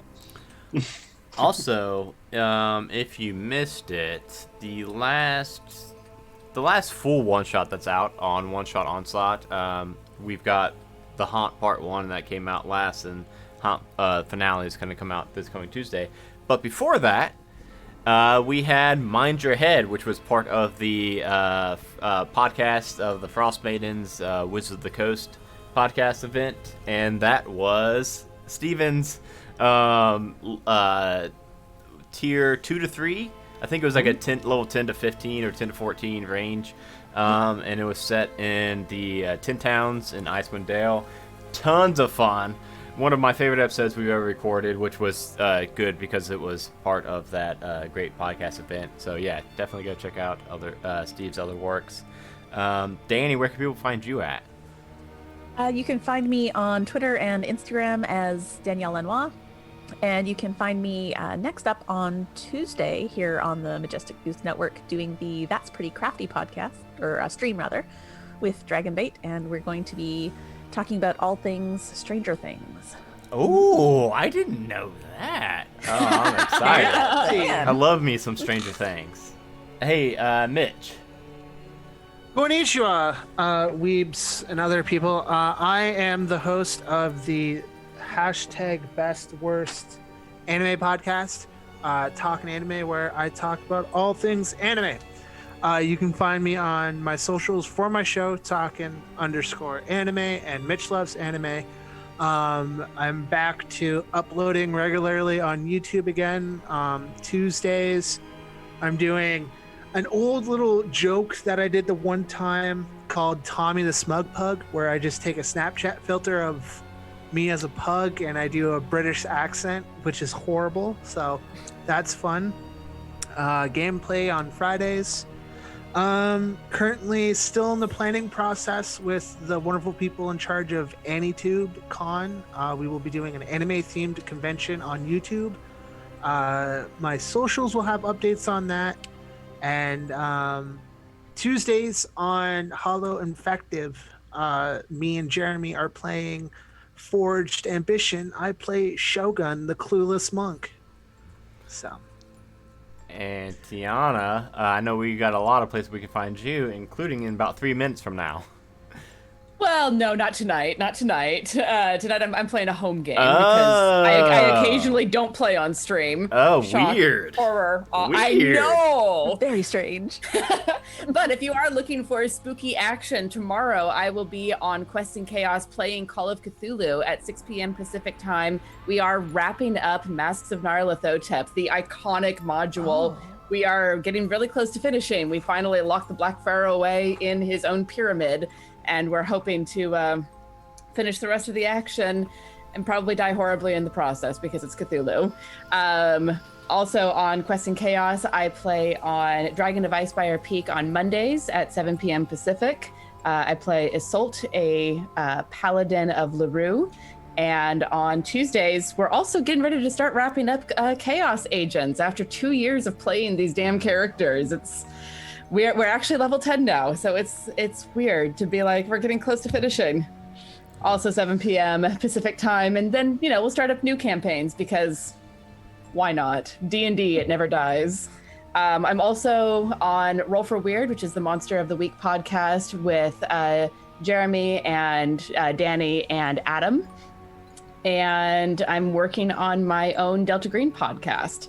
So I am all over the place doing all of the systems that I can possibly get my mitts on. And Jeremy, where can people find you at? You can find me at Dice Talk, so you can find that on Twitter, on Instagram, or you can actually find it by listening to the Dice Talk podcast, which is hosted by myself and Gerundu, which you might know from our channel. And that's that's not an actual play podcast. That is actually an interview style podcast. We get guests on there. Usually authors or podcasters, streamers, different things like that. And we talk about tabletop role-playing games, and it's a pretty good time. However, this most recent episode is a special episode where we do play Call of Cthulhu because we're trying to have this nice spooky theme. And this is part 2 of that Call of Cthulhu adventure. And Danny is involved, Dragonbait is involved, Gerundu is involved, I'm involved. You can also find me on Roll for Weird, where I play Shadow. You can find me on Forged Ambition, as Mitch had mentioned a moment ago. I play a Warforged warlock named Octavius, and that's on Tuesdays under the username on Twitch as Hollow Invective. So if you can check us out, that starts at 6 o'clock. And of course, I am Adam Deweese. The the thing I want to plug the most is our brand new Twitch stream on this channel. It is called Modres Bloodsport Association, or MBA. Myself and Gerundu play as co-DM / commentators on a sporting event where different rotating cast of players come in and try their best against an arena that we have came up with a random encounter for the night. We've only had one episode so far, and it was a ton of fun. Absolutely cannot wait for this coming Monday. So check that out. If you're not following us on this channel, we would love for you to just click the heart, follow us. We're trying to hit 500 followers by the end of 2020. It's a big goal, but we think we may be able to do it. And also, yeah, check out One Shot Onslaughts. This coming Tuesday is the finale to our The Haunt special spooky Halloween episode. Jeremy was in that one, and it was a ton of fun. Cannot wait to get that out. And other than that, just follow the Majestic Goose Network everywhere, and we've got like a bunch of shows, so I don't really have time to plug them all at the moment. And again, Steve, thank you so much for coming back a second time. I'm really excited, and hopefully you will bless us with a part 3 of the stream somewhere down the line when you come out with that Night of Fright part 3, because these are amazing. It's a lot of fun. We're gonna do it around Christmas and fight Krampus. and Sir Frederick will do better with his net earlier and catch them. I will plan a trap this time around. He came in clutch with it. Yeah, it was good. Oh my god, that ending, you guys, that was amazing. That was great.